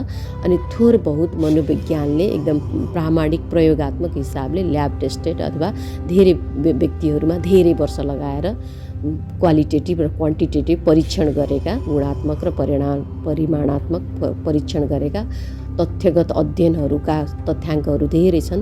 त्योसँग हामीले जोड्दै सिकायौँ भने अहिलेको पुस्ताले अध्यात्मलाई र यो अहिलेको मनोविज्ञान, आधुनिक मनोविज्ञानलाई जोड्दै कुरा मान्छ। किनभने म पनि त्यही पुस्ताको व्यक्ति हुँ। मैले पनि अध्यात्मलाई र मनोविज्ञानलाई जोड्दै क्वान्टम साइन्सलाई र हाम्रो अद्वैत वेदान्तहरूलाई जोड्दै पढ्दै जाँदाखेरि बल्ल मैले अध्यात्मको कुरा बुझेर अध्यात्म इज द ग्रेट साइन्स अनि मूल साइन्स, सबै साइन्सहरूको पनि साइन्स भन्ने किसिमले एकदम दिमागमा, मन मस्तिष्क हृदयमा घुसेपछि म बल्ल यो आलेखहरू लेख्न, अरूलाई पढाउन, सिकाउन थालेको हुँ। नभए पहिला म पनि रूढिवादिता, अन्धविश्वासमै अल्झेको थिएँ। अध्यात्म भनेको त्यही हो, धर्म हो, संस्कृति हो, अन्धविश्वास हो भन्नेमै अल्झेको थिएँ। तर होइन, उदै होइन, अध्यात्म विज्ञान हो, प्योर विज्ञान हो। हामीले राम्रोसँग सिक्नुपर्छ, अनुसरण गर्नुपर्छ अनि सिकाउनुपर्छ। जति प्रभावकारी ढङ्गले सिक्न र सिकाउन सक्छौँ त्यति नै अध्यात्म विज्ञानको प्युरिटी अथवा शुद्धता हामीले बुझ्न र बुझाउन सक्छौँ र अनि आनन्द आउँछ त्यसपछि। मानिसको जीवनको सन्दर्भमा अहिले भौतिक विज्ञान र अध्यात्म विज्ञानको मत एउटै ठाउँमा आइपुगेको छ। भौतिक विज्ञान खास गरी प्रमात्रा भौतिक विज्ञान अर्थात् क्वान्टम साइन्स, जो भौतिक विज्ञानको अत्याधुनिक अथवा नयाँ शाखा हो। भौतिक विज्ञानका अनुसार मानिसको जीवनमा जम्मा दुई कुरा प्रमुख रहेका हुन्छन्, एउटा पदार्थ र अर्को ऊर्जा, जसलाई अध्यात्म विज्ञानले पदार्थलाई स्थूल शरीरको रूपमा र ऊर्जालाई सूक्ष्म शरीर अर्थात् आत्मा, पुरुष तथा चेतनाको रूपमा अध्ययन गर्दछ तथा मान्दछ र दुवै भौतिक र अध्यात्म विज्ञानको प्रक्रिया, परिणाम तथा निचोड एकै किसिमको हुँदै गएको छ। यो भगवद् गीतामा आधारित अनि अल्बर्ट आइन्स्टिनको रिलेटिभिटी थ्योरीमा अथवा सापेक्षतावादको थ्योरीसँग, सिद्धान्तसँग एकदम मेल खान्छ। त्यतातिर लगेर हामीले आत्मा र चेतना अनि ऊर्जा र पदार्थ अथवा एनर्जी र म्याटरसँग लगेर जोड्यौँ भने युवा पुस्ताले मजाले बुझ्न सक्छ, किनभने अल्बर्ट आइन्स्टिन सबैको स्वीकार्य व्यक्ति हुनुहुन्छ। उहाँले भगवद् गीतालाई सर्लक्क उतार्नु भएको छ आत्मा र चेतना अथवा प्रकृति र पुरुषलाई एनर्जी र म्याटरमा। यो कुरा हामीले बुझाउन सक्नुपर्छ। त्यस्तै पदार्थ र स्थूल शरीर, एमिनो एसिड, प्रोटिन, हड्डी, रक्त, मज्जा आदि पदार्थ हुन् जसले हाम्रो स्थूल शरीरलाई सन्तुलित किसिमले सञ्चालन गर्न आवश्यक प्रक्रियाहरू गर्दछन्। यस प्रकारको भौतिक कुरासँग लगेर हामीले जोडाउनुपर्छ। पदार्थ अथवा स्थूल शरीर कसरी बनेको हुन्छ, पञ्चतत्त्वबाट बनेको भनेर अध्यात्मले भनिराखेको छ, आयुर्वेदले भनिराखेको छ। अनि यता साइन्सले के भन्यो, एमिनो एसिड, प्रोटिन, हड्डी, रक्त, मज्जा आदि पदार्थहरू मिलेर बनेको हुन्छ। यो कुरालाई हामीले जोड दिन सक्नुपर्छ युवा पुस्ताहरूले बुझ्ने गरी, विज्ञानसँग मिलाएर, भौतिक विज्ञान र अध्यात्म विज्ञानलाई मिलाएर। भौतिक विज्ञान र अध्यात्म विज्ञानको अलग होइन, समय सान्दर्भिक अथवा युग सुहाउँदो हुने गरी अर्को भाषा अथवा अर्को शैलीमा प्रस्तुत गरेको, तर विषय तिनै हुन्। जुन हाम्रो अध्यात्म विज्ञानमा, अद्वैत वेदान्तहरूमा अथवा षड् दर्शनहरूमा उल्लेख गरिएका छन्, तिनै विषयहरूलाई नयाँ प्रकारले भौतिक विज्ञानले अथवा क्वान्टम साइन्सले अध्ययन गरेर प्रामाणिक रूपमा राखेको छ। अनि त्यसैलाई अहिलेको युवा पुस्ताले अनुसरण गर्छ, पत्याउँछ, किनभने प्रामाणिकता छ।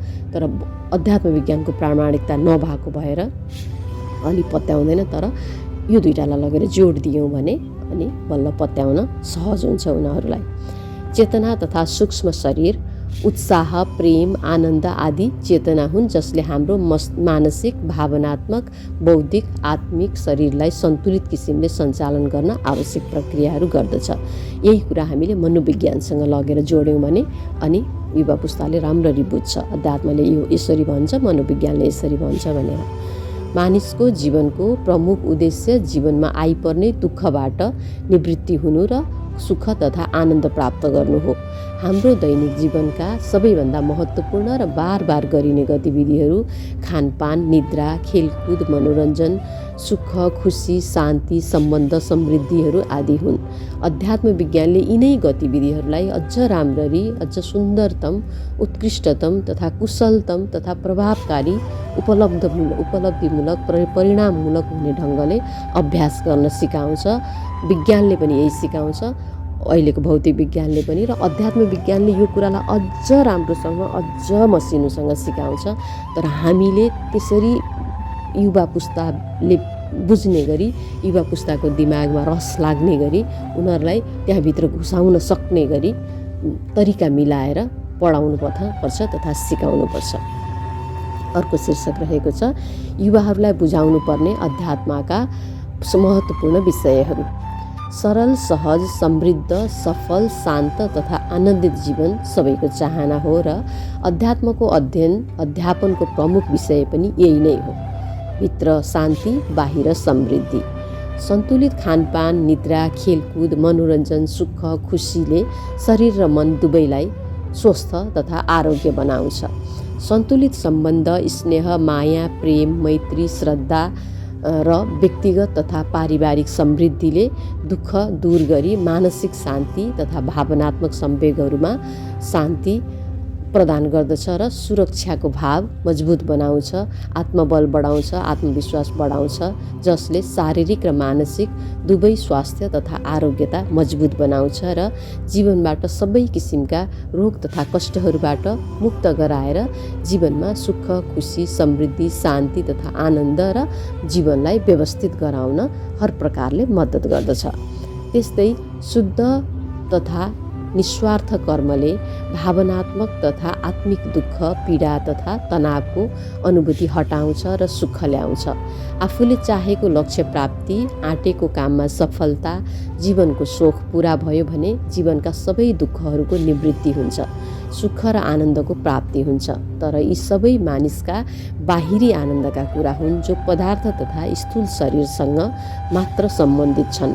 अध्यात्मले यी सबै बाहिरी विषयहरूको सन्तुलन तथा सही ढङ्गले व्यवस्थापन गर्न सही कला तथा तरिका सिकाउनुका साथसाथै मानिसको आन्तरिक विकास, आत्मा अर्थात् चेतनाको विकास, व्यवस्थापन र सन्तुलन गर्न पनि अझ राम्ररी सिकाउँछ। यसकारण विज्ञान मात्रै, मनोविज्ञान मात्रै भन्दा अध्यात्म विज्ञान अझ महत्त्वपूर्ण छ। विज्ञान, मनोविज्ञानले मानिसको बाहिरी विकासलाई बढी जोड दिन्छ, बाहिरी समृद्धिलाई अथवा शरीरको विकासलाई, केही हदसम्म मनको विकासलाई। तर अध्यात्मले शरीर, मन अथवा बाहिरी समृद्धि, बाहिरी विकास सबै कुराको साथसाथै मनुष्यको आन्तरिक विकास भनेको आत्मा अर्थात् चेतनाको विकास गरेर भौतिक अनुभवबाट पराभौतिक अनुभवसम्म पुर्याउने खालको ज्ञान सिकाउँछ। तर हामीले सही तरिकाले हाम्रो युवा पुस्ताहरूलाई यस प्रकारको ज्ञान दिन सक्नुपर्दछ। भौतिक विज्ञानले यसरी यस्तो कुरा सिकाउँछ, मनोविज्ञानले यसरी यस्तो कुरा सिकाउँछ, अध्यात्म विज्ञानले यी दुवैलाई समेटेर त्योभन्दा माथिको ज्ञान दिन्छ, त्योभन्दा माथि पुर्याउँछ, मनुष्यलाई चेतना र आत्माको विकास गरिदिन्छ भन्ने किसिमले सिकायो भने युवा पुस्तामा अध्यात्मको रस पसाउन सकिन्छ। मानिस चेतना र पदार्थ अर्थात् पुरुष र प्रकृतिको योगबाट निर्मित जीवात्मा हो। जीव र आत्माको जोड जीवात्मा हो। जीव भनेको पदार्थ, आत्मा भनेको ऊर्जा, अथवा जीव भनेको प्रकृति, आत्मा भनेको पुरुष। अध्यात्म विज्ञानसँग यी दुवैलाई सन्तुलनमा राख्न तथा व्यवस्थापन गर्न सिकाउने प्रभावकारी, व्यावहारिक र वैज्ञानिकतामा आधारित प्रयोगात्मक विधिहरू छन्। मानिसको बाहिरी र आन्तरिक जीवनका 5 आयामहरू छन्। स्थूल शरीर, मानसिक शरीर, भावनात्मक शरीर, बौद्धिक शरीर र आत्मिक अर्थात् चेतनात्मक शरीर। यसैलाई स्वास्थ्य पनि भन्न सकिन्छ। स्थूल शरीरको स्वास्थ्य, मानसिक शरीरको स्वास्थ्य, भावनात्मक शरीरको स्वास्थ्य, बौद्धिक शरीरको स्वास्थ्य, आत्मिक तथा चेतनात्मक शरीरको स्वास्थ्य, जो एक अर्काप्रति प्रत्यक्ष रूपमा अन्तर्सम्बन्धित रहेका हुन्छन्। एकमा आएको तथा भएको सकारात्मक तथा नकारात्मक परिवर्तनको प्रभाव स्वतः अर्को तहमा पर्दछ। मानिसको बाहिरी स्वरूप देखिने र प्रत्यक्ष अनुभव गर्न सकिने हुन्छ, अर्थात् बाहिरी शरीर, स्थूल शरीर। तर आन्तरिक स्वरूप अर्थात् मन, बुद्धि, भावना, चेतना अथवा आत्मा नदेखिने र प्रत्यक्ष अनुभव गर्न नसकिने हुन्छ। तर यो नै अत्यन्तै महत्त्वपूर्ण हुन्छ, किनकि यसैले आन्तरिक शरीर अथवा सूक्ष्म शरीरले नै मनुष्यको स्थूल शरीर तथा शारीरिक शरीरलाई नियन्त्रण गरेको हुन्छ तथा चलाएको हुन्छ। आन्तरिक शरीर बिना तथा सूक्ष्म शरीर बिना स्थूल शरीर तथा शारीरिक हाम्रो देखिने शरीर जड हो। जसरी अस्पतालमा कोही इमर्जेन्सीमा लाँदाखेरि मर्यो भने उसको शरीर जस्ताको तस्तै छ, तर उसलाई काटे, चिमोटे, घोचे केही पनि गर्दा थाहा हुँदैन, किनकि उसको सूक्ष्म शरीर जुनले उसको स्थूल शरीरलाई चलाइरहेको थियो त्यो सूक्ष्म शरीर उडेर गयो, जसलाई हामी आत्मा अर्थात् चेतना भन्छौँ। छुट्टियो, जीवबाट आत्मा छुट्टियो, त्यसपछि त्यो जड शरीरलाई केही पनि थाहा हुँदैन।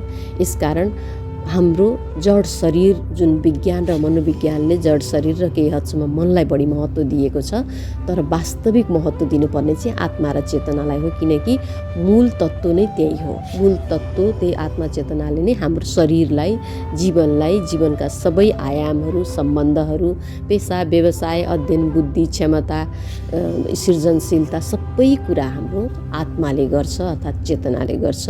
त्यसको विकासको कुरा चाहिँ अध्यात्मले गर्छ र त्यसको मात्रै आन्तरिक बुद्धि अथवा सूक्ष्म शरीरको मात्रै विकासको कुरा अध्यात्मले गर्दैन। सूक्ष्म शरीरको विकास भएपछि त स्वतः स्थूल शरीरको अथवा शारीरिक शरीरको विकास भइ नै हाल्छ, त्यसको बाई प्रडक्ट नै यता आइहाल्छ। तर अध्यात्मले के गर्छ, युवा पुस्ता अथवा कोरा व्यक्तिहरूले सूक्ष्म शरीरको कुरा बुझ्दैनन्। त्यही भएर बिस्तारै स्थूल शरीर हुँदै शारीरिक शरीर अथवा भौतिक शरीर हुँदै सूक्ष्म शरीरमा लान्छ। जसरी पहिला योगासन गर, शरीरलाई ठिक गर भन्छ, अनि प्राणायाम गर भन्छ, अनि त्यसपछि प्राणायामबाट भित्री अङ्गहरू, आन्तरिक अङ्गहरू हाम्रा किडनी, फोक्सो, लिभर, मुटु चल्ने कुराहरूलाई प्रक्रियागत रूपमा अथवा हाम्रा ग्रन्थीहरूलाई, चक्रहरूलाई प्रक्रियागत रूपमा चलाउने र त्यो सँगसँगै प्राणायामले हाम्रो मन, बुद्धि, भावना अथवा हाम्रा विचारहरू, सोचहरूलाई पनि सफा गर्छ। त्यसपछि बल्ल अनि आत्मा र चेतनाको विकासमा प्रवेश गर्न सकिन्छ, आन्तरिक अथवा सूक्ष्म शरीरको विकासमा। अध्यात्मको ज्ञान यसरी हामीले आफ्नो युवा पुस्ताहरूलाई, आफ्ना घरका भाइ बहिनी, छोराछोरीहरूलाई दिन सक्यौँ भने उनीहरूमा अध्यात्मको रस पसाउन तथा उनीहरूलाई अध्यात्ममा आकर्षण गर्न सकिन्छ। अन्यथा मुस्किल नै हुन्छ। यो मेरो स्वयंको अनुभव हो। मेरो घरमा पनि बच्चाहरू, भाइ बहिनीहरू छन्। उनीहरूलाई सम्झाउँदा बुझाउँदा अध्यात्मको किसिमले संस्कृति, संस्कार, धर्म, परम्परातिर गयो भने उनीहरू सुन्नै तयार हुँदैनन्। साइन्स, मनोविज्ञान, क्वान्टम साइन्स खास गरिकन त्यतातिर जोड्यो भने अनि एकदम रुचि मानेर सुन्छन् र खोजेर पढ्न थाल्छन् र अनि उनीहरूले आफूले थाहा पाएका कुरा हामीलाई पनि सेयर गर्न थाल्छन् अनि हामीले अझै त्यहाँ थपेर उनीहरूलाई सिकाउन सकिन्छ। यो एकदमै राम्रो अनुभव मसँग रहेको छ। प्रत्यक्ष अनुभव गर्न नसकिने भए पनि हाम्रो वास्तविक स्वरूप आन्तरिक जीवन नै सूक्ष्म शरीर हो। आन्तरिक जीवनले नै अथवा सूक्ष्म शरीरले नै बाहिरी जीवनलाई अर्थात् स्थूल शरीरलाई सञ्चालन गरिरहेको हुन्छ र आन्तरिक जीवनलाई अथवा सूक्ष्म शरीरलाई आत्मा अर्थात् चेतना तथा पुरुष तत्त्वले सञ्चालन गर्दछ। मानिसको बाहिरी तथा आन्तरिक जीवनमा अथवा सूक्ष्म तथा स्थूल शरीरमा प्रकृतिका त्रिगुण सत्व, रजस, तमस र पञ्चक्लेश, काम, क्रोध, लोभ, अस्मिता, अहङ्कार भयले प्रत्यक्ष प्रभाव पार्दछन् र यिनै प्रभावहरूको तह अनुसार मनुष्यको जीवनमा अनेक प्रकारका जटिलता तथा दुःखहरू आइपर्दछन्। तर अध्यात्म विज्ञानले यी सत्व, रजस, तमस र पञ्चक्लेश, काम, क्रोध, लोभ, मोह, अस्मिता, अहङ्कार, भय तथा अरू विकारहरू पनि लाई कसरी सन्तुलन गर्न सकिन्छ। योगासनको माध्यमबाट, प्राणायामको माध्यमबाट, ध्यानको माध्यमबाट लगायत अरू क्रियाहरू पनि छन्, बन्धहरू छन्, मुद्राहरू छन्। त्यो माध्यमबाट कसरी स्थूल शरीरलाई अथवा स्थूल शरीरका गुण, आकार, प्रकार, गतिविधिहरूलाई सन्तुलित गर्दै व्यवस्थित गर्दै हामी सूक्ष्म शरीरको विकासमा अर्थात् आत्मा र चेतनाको विकासमा प्रवेश गर्न सक्छौँ भन्ने अत्यन्तै राम्रो ज्ञान अत्यन्तै सहज किसिमले प्रस्तुत गरिएको छ अध्यात्म विज्ञानमा। हामीले पनि त्यसलाई यस्तै सहज किसिमले युवामाझ प्रस्तुत गर्न सक्यौँ भने युवाहरूमा अध्यात्मप्रति आकर्षण बढाउन सकिन्छ। वर्तमानको प्रतिस्पर्धात्मक जीवनशैलीका कारण युवाहरूको जीवनमा सामान्य मानिसको जीवनमा भन्दा अझ बढी जटिलता तथा दुःखहरू आइपरेका छन्। सामान्य मानिस भन्नुपर्दा उनीहरूको भन्दा अघिल्लो पुस्ता भन्न सकिन्छ, त्यसरी बुझ्न सकिन्छ। मानिस सामान्य र असामान्य हुँदैन। यसकारण अधिकांश युवाहरू तनावले ग्रस्त, रोग, शोक र विषादको जीवन जिउन बाध्य छन्, जो भोगको कारणले हुन्छ। भोग योगको अभाव हो भन्ने कुरा हामीले बुझाउन सक्नुपर्छ अनि योग चाहिँ अध्यात्मको प्रमुख अंश हो भनेर बुझाउन सक्नुपर्छ। योगका फाइदा, भोगका बेफाइदा, भोग हुँदै रोगमा जाने यस्ता कुराहरू हामीले अहिलेको पुस्ताहरूलाई बुझाउन सक्नुपर्छ अनि मात्र उनीहरूलाई योगमा अथवा ध्यानमा अथवा अध्यात्ममा आकर्षित गर्न सकिन्छ।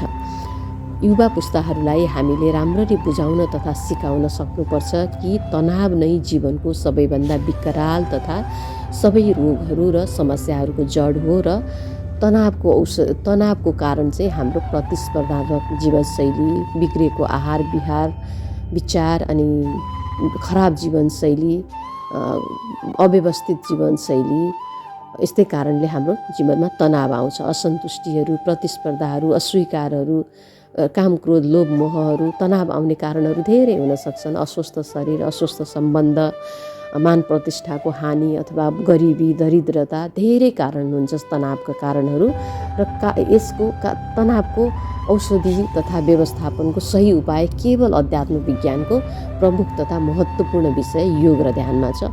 अन्त कहीँ पनि छैन। छ होला तर क्षणिक छ, त्यसले दिगो समाधान दिँदैन। योगासन प्राणायाम ध्यानले तनाव व्यवस्थापन गर्छ, तनाव निरूपण गर्छ, तनावलाई जीवनबाट सधैँका लागि हटाइदिन्छ। अहिले संयुक्त राष्ट्रको वर्ल्ड हेल्थ अर्गनाइजेसनले पनि तनाव महामारी बन्दैछ, खास गरी युवा पुस्तामा अबको केही वर्षभित्रमा एकदमै विकराल रूप लिँदैछ तनावले। र यसैका कारण ठुल्ठुला रोगहरू, नसर्ने रोगहरू, भित्री शरीरबाट आउने रोगहरू, डायबिटिज जस्ता अनि कोलेस्ट्रोलहरू, अरू मुटुका रोग, किडनीका रोगहरू आउँदैछन् र यो एकदम तीव्र गतिमा बढिराखेका छन् भनेर WHO ले भनिसकेको छ।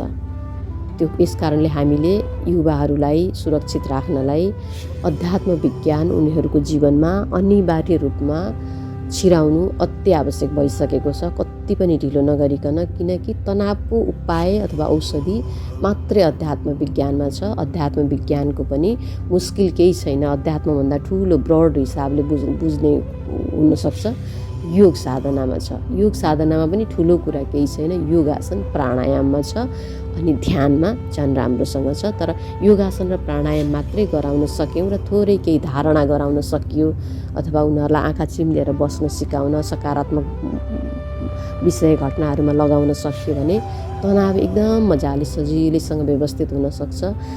युवाहरूलाई प्रयोगात्मक रूपमा तनाव व्यवस्थापन गराएर केही दिनको अभ्यास गराएर पनि अध्यात्म अर्थात् अध्यात्मको मूल विषय योग ध्यान साधनाका कुराहरूको महत्त्व बुझाएर अध्यात्मको रस उनीहरूमा, अध्यात्मको महत्त्व, अध्यात्मको प्रभावकारिता, उपलब्धि, परिमाण हामी पुर्याउन सक्छौँ र उनीहरूमा अध्यात्मको लाभ पुर्याउन सक्छौँ।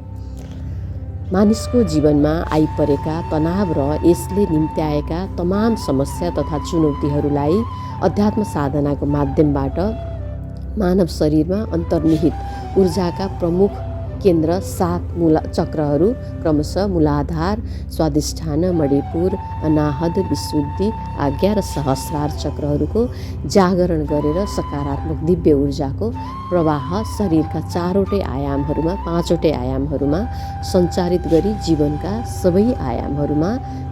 सबै आयामहरूमा सकारात्मक परिणाम हासिल गर्न सकिन्छ। र यी चक्रहरू जागृत गराउन सकिने उपायहरू भनेको योग साधना नै हो, अर्को कुनै उपाय छैन। योग साधनामा योगासन केही हदसम्म, त्योभन्दा बढी हद प्राणायाम र त्योभन्दा पनि अझै राम्रो अभ्यास चाहिँ ध्यान अथवा धारणा अथवा समाधि अथवा भन्न मिलेन।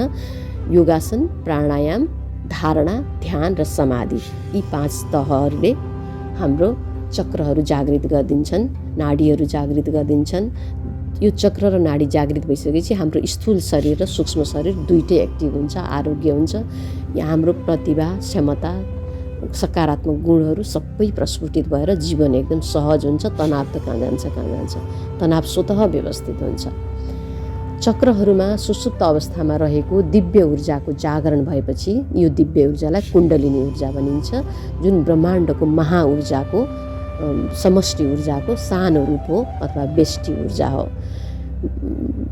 यो दिव्य ऊर्जा अथवा कुण्डलिनी ऊर्जा जागृत भएपछि मानिसको बाहिरी र आन्तरिक दुवै जीवन तथा अवस्थामा भौतिक तथा पराभौतिक सकारात्मक परिवर्तनहरू तथा अनुभूतिहरू देखा पर्न थाल्दछन् र यिनै सकारात्मक परिवर्तन तथा अनुभूतिहरूले मानिसको जीवनमा अकल्पनीय सकारात्मक परिवर्तनहरू ल्याउँछन् अथवा सांसारिक जीवनको विकास, समृद्धि, ऐश्वर्य, सम्बन्ध, पेसा व्यवसाय, मान सम्मान ल्याउँछन् र पारमार्थिक रूपमा एकदम आन्तरिक शान्ति, आन्तरिक आनन्द, परम खुसी, कहिल्यै केही कुराले असर नपार्ने, बाहिरका कुराहरूले कहिले हरेर नलाने प्रकारको दिगो शान्ति, खुसी, आनन्द हासिल हुन्छ। मानिसको आन्तरिक जीवन अव्यक्त शरीर हो र आन्तरिक जीवन अथवा सूक्ष्म शरीर अव्यक्त शरीर हो, जुन दृश्यमा छैन तर सशक्त रूपमा उपस्थित चाहिँ छ। किनभने विचार, मन, बुद्धि, भावना हामी सबैसँग छ र जीवनलाई उथलपुथल गराउने, सहज गराउने, माथि पुर्याउने, तल पुर्याउने सबै हाम्रो मन, विचार, भावनाले नै हो। स्थूल शरीर त एउटा साधन मात्र हो, जुन मन, विचार, भावना प्रकट हुनलाई स्थूल शरीरले सहयोग गरिदिन्छ। सहयोगको रूपमा, साधनको रूपमा रहेको हुन्छ स्थूल शरीर। जसरी यात्रा गर्नुपर्दा बस साधन हो, त्यसै गरी हाम्रो शरीर, मन, बुद्धि, चाहना, हाम्रो भावनात्मकहरू बस स्थूल शरीरको यात्रा गर्ने साधन हो, सवारी साधन हो। हाम्रो सूक्ष्म शरीरको स्थूल शरीर चाहिँ साधन हो। सूक्ष्म शरीर यात्री हो, स्थूल शरीर यात्राको साधन हो। शरीरको बाहिरी जीवन आन्तरिक जीवनकै व्यक्त शरीर हो, अथवा यसलाई फेरि बुझौँ हामी, मानिसको आन्तरिक जीवन अथवा सूक्ष्म शरीरकै जुन अव्यक्त शरीर हो त्यसैको बाहिरी जीवन तथा सांसारिक जीवन अर्थात् आन्तरिक जीवनकै व्यक्त स्वरूप हाम्रो स्थूल शरीर तथा भौतिक शरीर हो। अध्यात्म विज्ञानले भन्न खोजेकै यही हो। तिमी आत्मा हौ, चेतना हौ। तिम्रो आत्मा अर्थात् चेतनाका बुद्धि, भाव, मन, विचारहरू तिम्रो शरीरको माध्यमबाट, शरीरका इन्द्रियहरूको माध्यमबाट, शरीरका अङ्गका हाउभाउहरूको माध्यमबाट प्रकट हुन्छ। बाहिरी शरीर अथवा स्थूल शरीरले तिम्रो आत्मालाई मद्दत गर्ने मात्रै हो। वास्तविक आत्मा तिमी हौ। जुन दिन जीव अथवा शरीरलाई छोडेर आत्मा उडेर जान्छ अथवा मृत्यु हुन्छ, त्यसपछि जीव र आत्मा छुट्टिन्छ। अनि आत्मा छोडेर गइसकेपछि शरीर शुद्ध भए पनि अथवा आँखा हेरिराखेको भए पनि, एकदम झरझराउँदो गोल्ला जस्तो भए पनि त्यो शरीर काम लाग्दैन। केही क्षणपछि कुहिन थाल्छ, गनाउन थाल्छ, किनकि आत्माले छोडेर गयो। अब शरीर जड भयो, पदार्थ भयो, प्रकृतिसँग मिल्नुपर्छ। बाहिरी शरीर तथा काया शरीर आत्मा अर्थात् चेतनाको छाया शरीर तथा आत्माकै फैलावट हो, जो निराकार र निर्गुण आभामण्डल, आत्माको प्रकाशको निराकारको फैलावटलाई आभामण्डल भनिन्छ। क्वान्टम साइन्सले यसलाई औरा भन्छ, क्वान्टम फिल्ड भन्छ। आभामण्डलको रूपमा स्थूल शरीरभन्दा बाहिरसम्म फैलिएको हुन्छ आत्मा र चेतना, र स्थूल शरीर हाम्रो आत्मा अथवा चेतनाको आभामण्डल भित्र हुन्छ। आभामण्डलको प्रकाश हामीले देख्न सक्दैनौँ, तर त्यो सामान्य मान्छेको 1 देखि 3 फिटसम्म फैलिएको हुन्छ। योगी सन्तहरूको केही फिटदेखि, केही मिटरदेखि किलोमिटरसम्म फैलिएको हुन्छ। आभामण्डलको आकार, रङ, फैलावट, गुणस्तर मानिसको व्यक्तित्व, सोच, विचार, व्यवहार, आचरण, शारीरिक, मानसिक, भावनात्मक, बौद्धिक अवस्थाको स्वास्थ्यको अवस्थामा निर्भर गर्दछ। साथै यो अवस्था दोहोरो तथा परिपूरक हुन्छ, अर्थात् आभामण्डल अनुसारको जीवनशैली र जीवनशैली अनुसारको आभामण्डल बन्दछ। जस्तो जीवनशैली छ मनुष्यको आभामण्डल पनि त्यस्तै बन्छ। खराब जीवनशैली भए आभामण्डल खराब हुन्छ। राम्रो जीवनशैली छ, स्वस्थ छ, विचारहरू राम्रा छन्, सकारात्मक छ भने आभामण्डल राम्रो हुन्छ। त्यसै गरी आभामण्डल खराब छ भनेदेखि उसको स्वतः जीवनशैली बिग्रिन्छ, सोच विचारहरू, मानसिक अवस्था, भावनात्मक संवेगहरू बिग्रिन्छन्। यो दोहोरो सम्बन्ध हुन्छ, एकले अर्कोलाई असर गर्छ। हाम्रो जीवन कस्तो हुन्छ, जीवनमा हामी कस्तो बन्छौँ, कति सुखी, खुसी, समृद्ध, सफल, शान्त तथा आनन्दित हुन्छौँ भन्ने विषयमा हाम्रो स्वस्थ आभामण्डलको महत्त्वपूर्ण भूमिका रहेको हुन्छ। अध्यात्म विज्ञानको महत्त्वपूर्ण विषय योग ध्यान विज्ञानको साधनाले आभामण्डल स्वस्थ राख्न अत्यन्तै प्रभावकारी सहयोग गर्दछ। योग साधनाले मानिसको शरीर तथा मनमा लाग्ने रोग उसको निराकार आभामण्डलमा 3 देखि 6 महिना अघि नै देखा पर्दछ र रोगको प्रभाव क्षेत्र क्रिटिकल मास अथवा हाम्रो विज्ञान अनुसार, मनोविज्ञान अनुसार 33% नजिक पुग्न लागेपछि बल्ल त्यो समस्या शरीर तथा मनमा यसका लक्षणहरू देखिन थाल्छन् र वैज्ञानिक अथवा मेडिकल साइन्सका उपकरणहरूको पकडमा आउँछ। शरीरमा रोग देखिन्छ, पहिला चाहिँ आभामण्डलमै आइसकेको हुन्छ, मन विचार विकृत भएका कारणले अथवा जीवनशैली, आहार विहार, खानपान, विचार खराब भएका कारणले आभामण्डलमा बाट शरीरमा देखिन थाल्छन्। तब मात्र हामी बिमारी भएको थाहा पाउँछौँ, किनकि लक्षणहरू देखा पर्न थाल्छन्। योग ध्यानका विधिका नियमहरूको सही अनुसरण गरी नियमित रूपमा अभ्यास गर्ने व्यक्तिको आभामण्डल स्वतः स्वस्थ हुन्छ। शरीरभित्रबाट उत्पन्न हुने कुनै किसिमको रोग लाग्दैन। शरीर तथा मनमा रोगका लक्षण देखिनु अगावै योग ध्यान साधनाको प्रभावले रोगहरू स्वतः हराएर जान्छन्। मानिस सदा रोगमुक्त, निरोगी तथा आरोग्य रहन्छ र योग गराउने चाहिँ सबैभन्दा महत्त्वपूर्ण अभ्यासहरू योगासन, प्राणायाम र ध्यान हो। स्वस्थ आभामण्डल भएको व्यक्तिको बाहिरबाट लाग्ने तथा सर्ने रोगहरूसँग लड्ने आन्तरिक क्षमता तथा रोग प्रतिरोधात्मक क्षमता अत्यन्तै राम्रो हुने हुनाले उसलाई सितिमिति कुनै रोगले छुन नै सक्दैन। मानिस जति स्थूल शरीरबाट स्वस्थ हुन्छ उति नै मन, भावना, बुद्धि पनि सकारात्मक, सहयोगी, प्रेमल र परोपकारी प्रवृत्तिको बन्दै जान्छ र ऊ बिस्तारै प्रकृतिका त्रिगुण अथवा पञ्चक्लेशहरूको नकारात्मक प्रभावबाट मुक्त हुन्छ। मानिस जति प्रकृतिका गुण तथा क्लेशहरूबाट मुक्त हुन्छ उति नै उसको आभामण्डल फराकिलो, शुद्ध, सफा र बलियो, गाढा रङको, गुणात्मक तथा रोग प्रतिरोधात्मक क्षमता बलियो भएको हुन्छ र बिस्तारै यस्तो मानिस स्वतः सकारात्मक गुणहरूले भरिन थाल्छ र जीवनमा पूर्ण स्वस्थ, सुख, खुसी, समृद्धि, आनन्द तथा पूर्णताले भरिएको जीवन उसको हुन्छ। अर्थात् हर प्रकारले स्वास्थ्यका, शरीरका, जीवनका आयामहरू सुव्यवस्थित हुन्छन्। उसको सांसारिक जीवन अत्यन्तै राम्रो हुन्छ र जसको सांसारिक जीवन राम्रो हुन्छ उसको पारमार्थिक जीवनको विकास हुन स्वतः प्रारम्भ भइहाल्छ।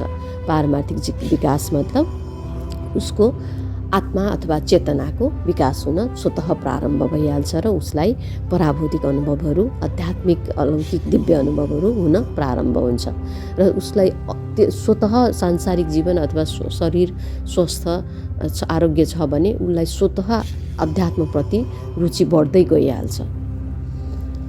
मानिसको आन्तरिक जीवनको साथै बाहिरी जीवनका गतिविधिहरू, खानपान, काम, सम्बन्ध, सोच, विचार, व्यवहार, आचरण, अन्य दैनिक गतिविधि तथा जीवनका अभ्यासहरू र आभामण्डलको प्रत्यक्ष सम्बन्ध रहेको हुन्छ। एकले अर्कोलाई प्रत्यक्ष प्रभाव पार्दछन्। अध्यात्म साधना गर्ने मानिसमा बिस्तारै सबै प्रकारका सकारात्मक गुणहरू भरिँदै जान्छन्। अध्यात्म साधना भन्नाले योग, योगासन, प्राणायाम, ध्यान अर्थात् समग्रमा योग साधना।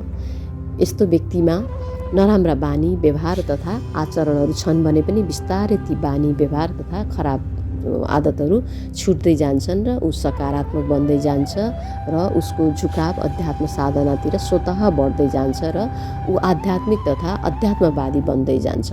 आध्यात्मिक तथा अध्यात्मवादी बन्नु भनेको मानिसको मानवीय गुणको विकास हुनु हो। कर्तव्यपरायणता, उत्तरदायित्व, आफूप्रतिको धर्म, आफूप्रतिको जिम्मेदारी, परिवारप्रतिको, समाजप्रतिको, राज्यप्रतिको, मातृभूमिप्रतिको, कुलप्रतिको, प्रकृति, परमात्माप्रतिको, सृष्टिप्रतिको अथवा समग्र प्राणी जगत, वनस्पति जगतप्रतिको आफ्नो जिम्मेदारी बुझ्नु भनेकै आध्यात्मिक हुनु तथा अध्यात्मवादी हुनु हो। कुनै धर्म, संस्कार, संस्कृति, रूढिवादी अन्धविश्वासलाई निरन्तरता दिनु अथवा त्यसलाई मान्नु, अनुसरण गर्नु आध्यात्मिकता होइन। आध्यात्मिकता भनेको मानिसको मानवीय धर्मसँग प्रत्यक्ष सम्बन्धित छ, अरू कुराहरूसँग छैन। जो प्रकृतिले बनाएको हो, जो जन्मदै मनुष्यले लिएर आएको छ, प्राकृतिक गुणका रूपमा सेवा गर्ने, अरूलाई सुख दिने, आफूलाई सुखी हुने, प्रेम, शान्ति, गम्भीरता आदि कुराहरू, दया, करुणा मानिसको जन्मिँदै आएको छ र यिनै विषयहरू हुन् अध्यात्मका। अध्यात्मको विषय अर्कोले अर्कोलाई होच्याउने अथवा यो संस्कृति पालन गर्ने, यो पहिरन लाउने, यो टिका लाउने भन्नेसँग सम्बन्धित छँदै छैन। अहिलेको पुस्ताले यसरी बुझिदिएको कारणले हामीले उनीहरूमा अध्यात्मको अभ्यास गराउन अथवा अध्यात्मको रस घुसाउन सकेका छैनौँ। हामीले यस कारणले एकदम राम्रोसँग फोकस गरेर, प्राथमिकता दिएर युवा पुस्तालाई वास्तविक आध्यात्मिकता अथवा अध्यात्मवाद भनेको के हो, अध्यात्म विज्ञान तथा अध्यात्म दर्शन भनेको के हो भनेर वास्तविक परिभाषाले बुझाउन सक्यौँ भने युवा पुस्ताको रुचि आध्यात्मिकतामा सहजै ल्याउन सकिन्छ। उनीहरू आफै पछि लाग्छन् त्यसपछि। यो मेरो अनुभव हो। जब अध्यात्मका कुरा राम्रोसँग उनीहरूलाई बुझाउन सकिन्छ तब हामीभन्दा अध्यात्मवादी भएर उनीहरू निस्किराखेको कतिपय ठाउँमा अहिले देखिरहेको छ युवा जगतमा, युवा व्यक्तिहरू। आध्यात्मिक व्यक्तिको आफैभित्र रहेको प्राकृतिक गुरु तथा चेतन शक्ति सक्रिय हुन्छ तथा ऊ भित्रकै गुरु जाग्दछ अथवा हामी हरिगुरु पनि भन्छौँ, जो अन्तर्हृदयमा बसेको हुन्छ। जहिले पनि व्यक्तिभित्र एउटा गुरु हुन्छ आफूलाई सञ्चालित गर्ने, जसलाई आत्मा चेतना पनि भन्छौँ हामी, ब्रह्मको स्वरूप पनि भन्छौँ, परमात्माको अंश पनि भन्छौँ। जस्तो मनले यो गरौँ भन्छ, तर भित्र अन्तरात्माले के भन्छ, यो नगर, तँलाई यसले हानि गर्छ, भविष्यमा यसको परिणाम नराम्रो आउँछ भनेर भित्रको गुरुले अथवा भित्रको अन्तरात्माले भनिराखेको हुन्छ। तर मनुष्य आदतको दास भएको कारण चुरोट खान्छ, रक्सी खान्छ, नराम्रो काममा जान्छ, नराम्रो कुरा गर्छ र उसले आफ्नो जीवनलाई आफैले दुःख दिन्छ अथवा बर्बाद गर्छ।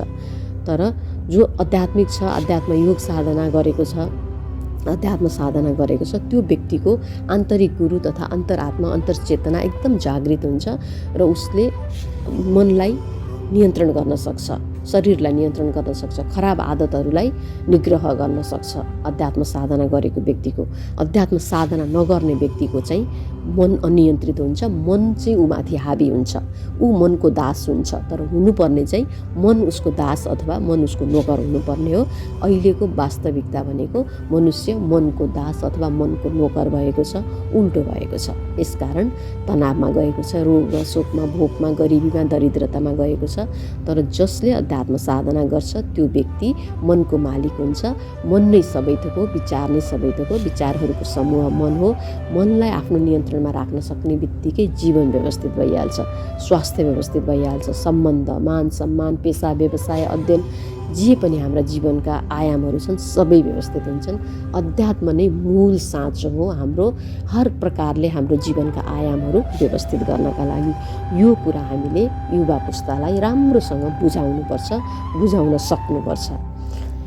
यसरी आफैले आफूभित्रको गुरु जगाएपछि अध्यात्म साधनाको अथवा योग साधनाको माध्यमबाट मानिस आफ्नो जीवनमा सहजै सही र गलतको पहिचान आफै गर्न सक्ने विवेकशील बन्दछ।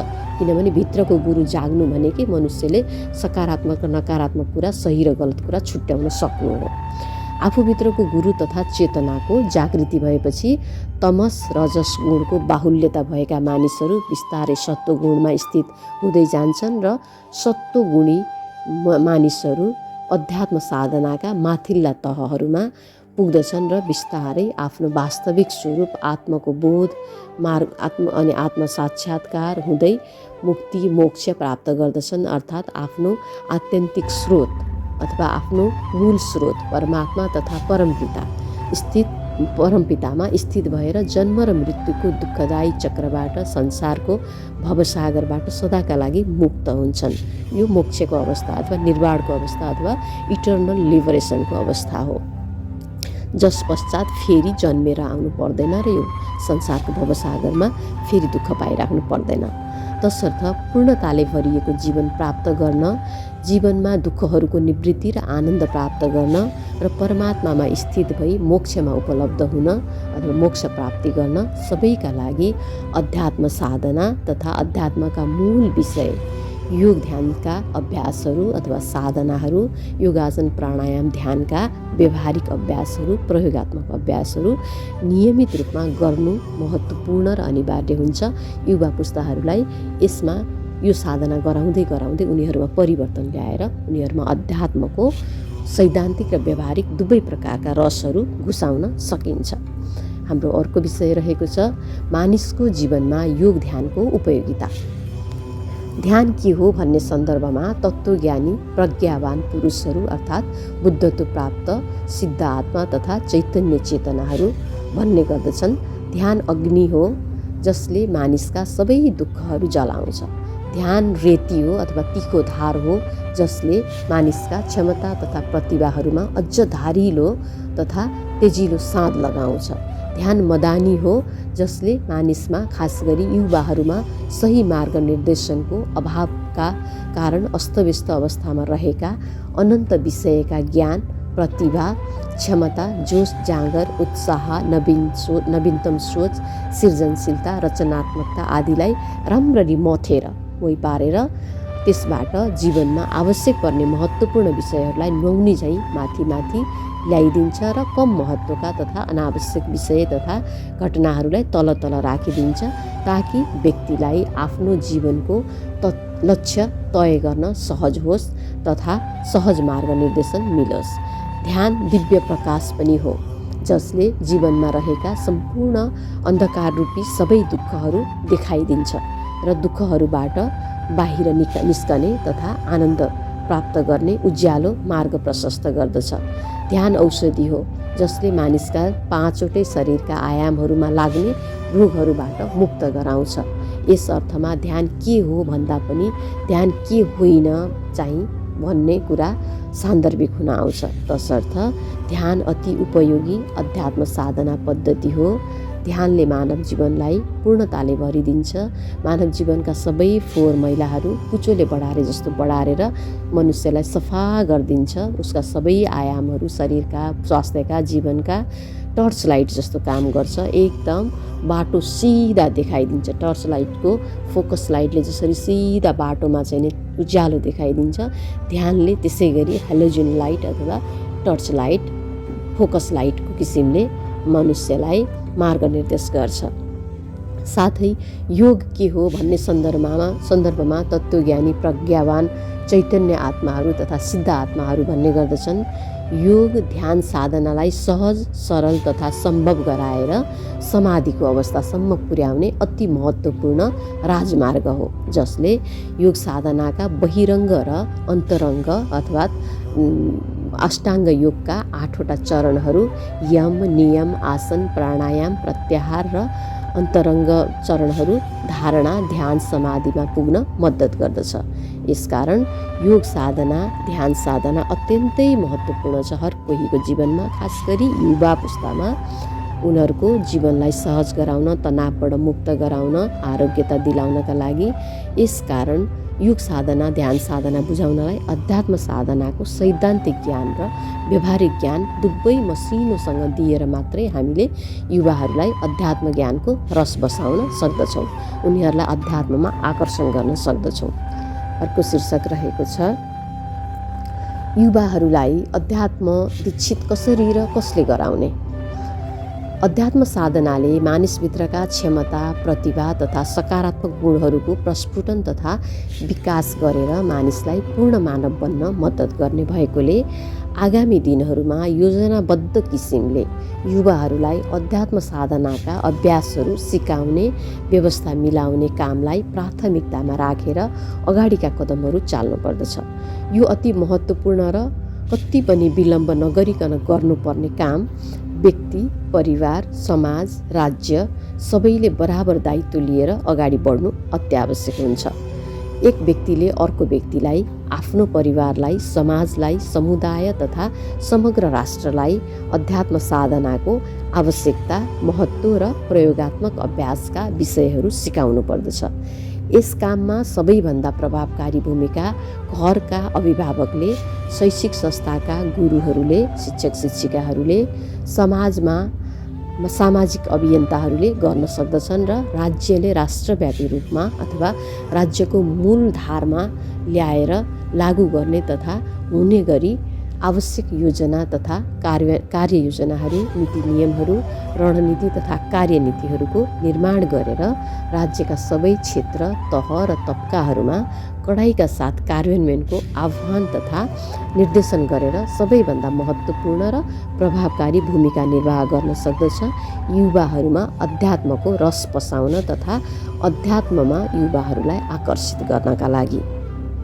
अन्त्यमा आध्यात्मिक युवा नै राष्ट्र निर्माणका अथवा नवयुग निर्माणका, युग सुहाउँदो विकास निर्माणका मूल आधार हुन्।